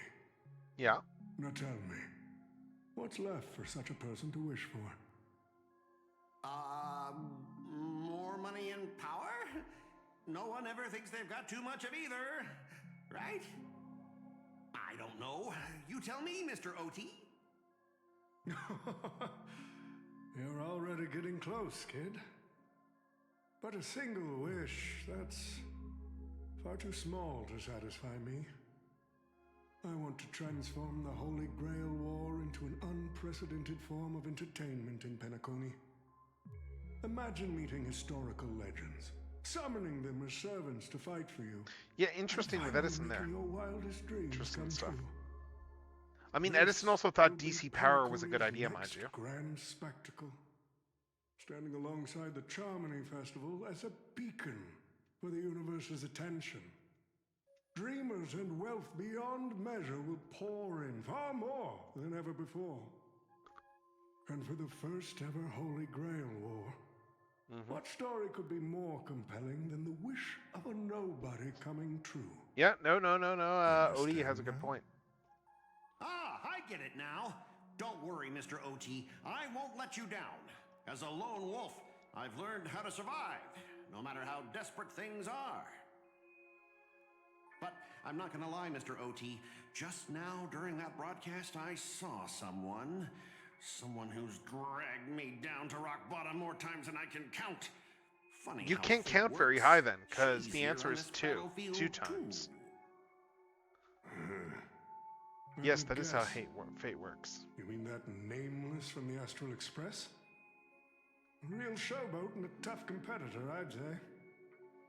Oh, yeah. In terms of pure strength, the old me couldn't compete with that monster and her crew. But the person I am today, I'm not the same man I was back then. So what animal are we going to As force a him master, to be this time? survival hinges on using your summoned heroic spirits, your servants, wisely, and utilizing their noble phantasms. Isn't that correct, Mr. Raka? Yeah. While the Holy Grail War is ongoing, please address me as Greedy, producer. Oh? Actually, during this war, he should call you by the code name Assassin. Oh, Rekka's his servant? You're right. In the current Penacony, the name Greedy carries no weight. Best not to bring it up. You got a chance at a second life. It's best to let go of fragile pride, old friend. Names tie you to your past. They also expose your weaknesses. A wise competitor hides their true self from the opposition. Listen up. Well said. I had to offer him film credits and the chance to experience a heroic spirit's memories just to convince that director to act as your vessel. You've always dreamed of creating a masterpiece that would shake the world and cement your name in history, haven't you? On that point, you and Mr. Rekka share the same goal. Don't waste the opportunity I've created for you. Go record the stories of the participants in this Holy Grail War, and help this ambitious young man by your side fulfill his wish. Following my master's command, my noble phantasm has already been trained on those you invited. I can show their movements to you both in real time. Oh, nice. Well done, Assassin. With an ability like this, we're sure to stay ahead of the competition. The participants who have accepted the invitation and plan to join the Holy Grail War are already under my noble phantasm's watch. So, producer, which one do you want to check out first? Producer, time's ticking. Let's hurry and check out the other participants. Alright, let's see what else we got. Jade. Using memory bubbles and as invitations. A very Penaconian thing But to what's do. even more Penaconian is this omnipotent wish-granting chalice. Oh, listen to that. Doesn't it sound like a cheap business scam? Only someone from a backwater place like Eurilo 6 could be fooled by a trick like that. Old Odie's serving up the nectar, but what kind of poison is mixed in the cup? Madam Jade. Oh, don't tell me you're actually trying to figure out what kind of game this old man is playing. Why not? Penacony's biggest tycoon throws away his usual image of polite deal-making to invite the family heads and shareholders to participate in this dream contest, promising afterward to grant a wish that someone never could fulfill on their own. Isn't that fascinating? Fascinating. Well, people with real power wouldn't waste a second of their time on something like Yep. this. I mean, who would lower themselves just to entertain him? And if this so-called Holy Grail turns out to be nothing but a marketing gimmick, Yep. then things are gonna get really interesting. Yep. Although he knows that better than anyone. So what kind of return is big enough for him to risk the Alfalfa's family's entire reputation? So, you believe this omnipotent wish-granting chalice might actually be real? Across the cosmos, ceremonies that tap into a path's power to create miracles aren't uncommon. The credit contracts they make with people, aren't they a form of wish fulfillment too?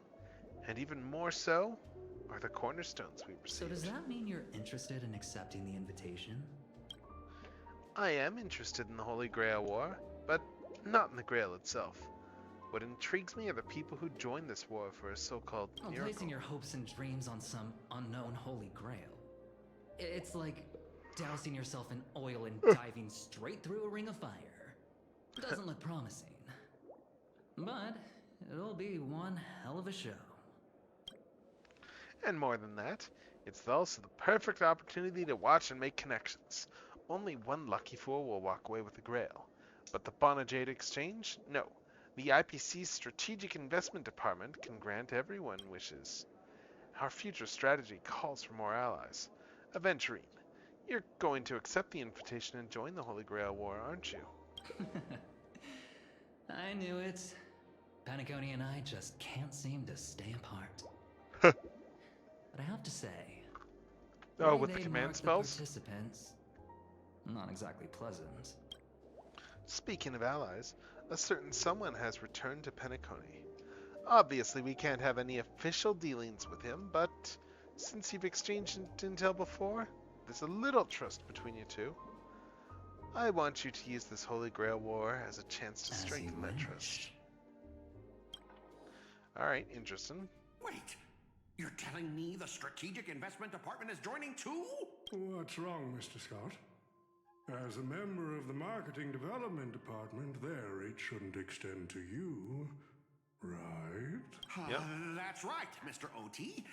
Besides, with you backing me up, even Lewis Fleming... Let's just let Lewis Fleming rest for now. Alright. Mr. Scott, the IPC is just one of many choices in this vast cosmos. Sometimes you need to fight for your own shot at greatness. I've got high hopes for you. Oh, Boot Hill and Robin? Okay, let's see what's in here. Mr. Pom-Pom, it's been a while. Now that's forking hilarious. Girl, I know my identity's a little touchy, but here in Dreamflux Reef, just call me by my name, all right? It sure has been a while since we last saw each other. Not since that monkey raised hell here. How'd your agent even let a big-time star like you put on a street performance like this? A true singer doesn't only perform for the ones who can afford front row seats. Oh, that's nice. Like you, Mr. Boothill. Your appearance here means something big's about to go down again in Dreamflux Reef. Yep. Doesn't it? Probably. Hey now, don't go making me sound like some kind of walking disaster siren. You've heard of the Holy Grail War, right? The ads are everywhere. Nobody in Pinacone could have missed it. Right. Wait, are you telling me you're joining the Holy Grail War? Oh, why do you sound so shocked? Am I not supposed to? That's not what I meant. Or maybe that is what I meant. As far as I know, only the family heads, IPC execs, and the Astral Express crew received invitations to this Holy Grail War. Basically, the decision makers of Penacony. Okay. And ain't I Pom-Pom, a member of the Astral Express? That's not what I'm saying. Relax. I'm just messing with you. For some reason, that old man went and sent an invitation to Dreamflux Reef, too. My interesting. Figured things might go down the same way as they always do. The folks up top have their fun, and the people below take the hits. So, he sent me the invite. Said I might be interested. Because he is a space Mr. ranger or Mike is whatever. asking Yeah. for your help in his own way. He's got a whole cowboy theme, and he also can't Makes swear. sense. I mean, after all, I'm a two-time hero. Like the Pentagon. IPC that Someday, has like warrants out for monkeys. this guy. Daggone my stupid mouth. Why'd I bring that up? Sorry. Listen, I don't care about any muddle-fudging Holy Grail, but the Holy Grail War. Now that sounds dangerous. I mean, he's fairly popular, Boot Hill, so I get that feeling too. that makes sense. Summoning dead guys from their graves to duke it out. Winner takes all. It's a good character design. That sounds like something those IPC shirtbags would come up with. No heckin' way I vibe with that kind of setup. But since I took Micah's request, I gotta see this through. Make sure things don't spiral out of control. Probably a good idea. Time to get prepped. Up next, per the invite's instructions, summoning the heroic spirit. Yeah. See ya. All right, so that's That guy? That's the one in Criminal Boot Hill? Mr. OT, sir, can't you revoke his qualification? Letting a criminal join the Holy Grail War is way too dangerous. What if he wishes for every single IPC employee to drop dead? That'd be the end of us. that's a valid concern. Kid, you're basically admitting you think that cowboy is going to win the whole thing. Where's your confidence? You gotta keep your head in the game. Yeah. Once you accept the invitation and are branded with the command spells, your qualification as a master can't be revoked. Then we should send out the Bloodhounds and take that criminal down immediately. But Mr. Boothill wasn't wrong, was he? Right. He saved Penacony twice before. If we jump the gun and hunt him down now, that wouldn't be very tactful. Why are you so scared of this guy, Scott? Let's just say there's some personal history. He's got a particularly brutal way of handling my department's people. That's fair. Then isn't this your perfect shot at vengeance?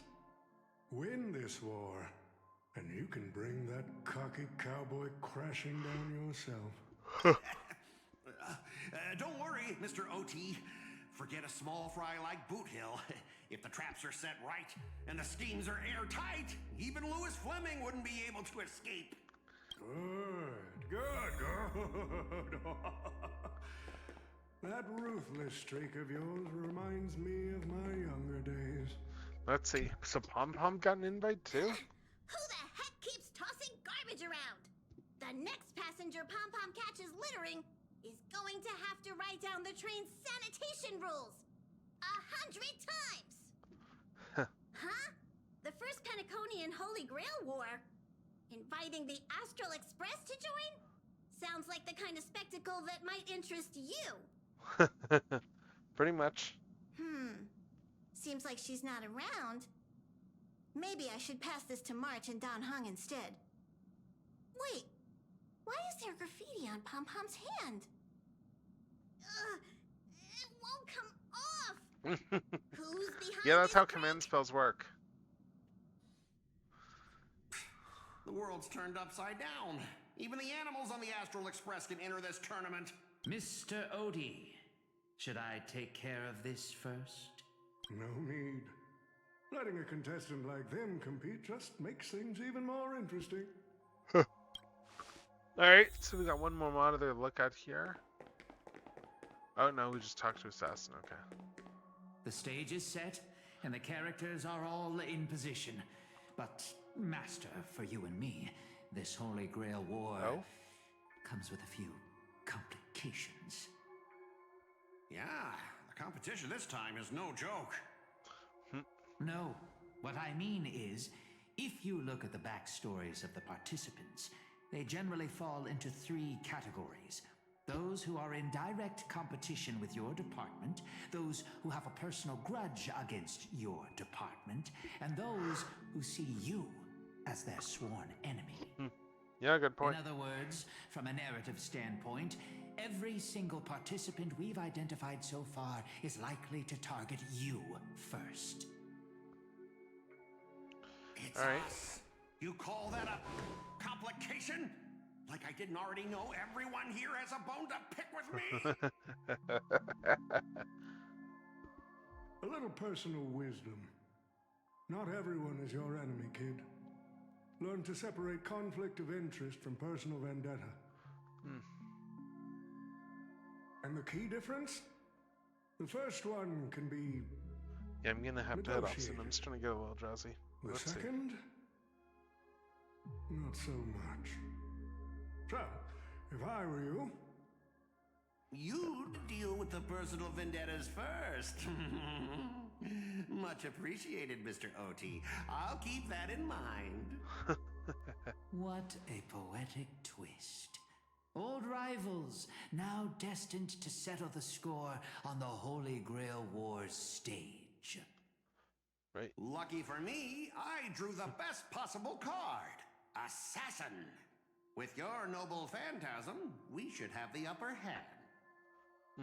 That said, knowing your opponent's next move isn't enough. It's like having a script but never actually shooting the film. Let me remind you, Master, your least favorite Nameless is preparing the ritual to summon a servant right now. Interesting. Nameless, I gotta take care of you first. Can't have any loose ends hanging around. Next up All is right. the moment we've all been waiting for. The Nameless will step into the summoning circle, chant the spell, and summon one of the greatest souls in Penaconian history. Who will it be? The legendary Dreamweaver Glocks? Or perhaps the first Bloodhound? Let's find out! The stage is set. Now step into the summoning circle and begin the ritual.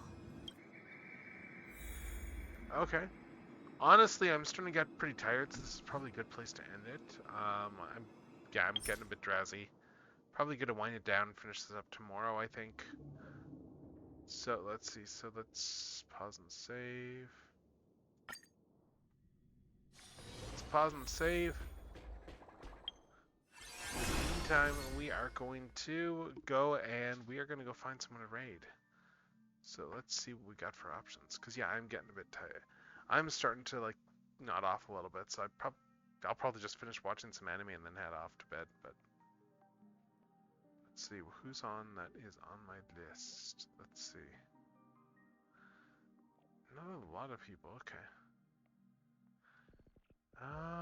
You know, I've not raided Sapphire Knight in a while. Let's do that. Let's do that. So, and they are playing Stardew Valley. So, let's go raid them.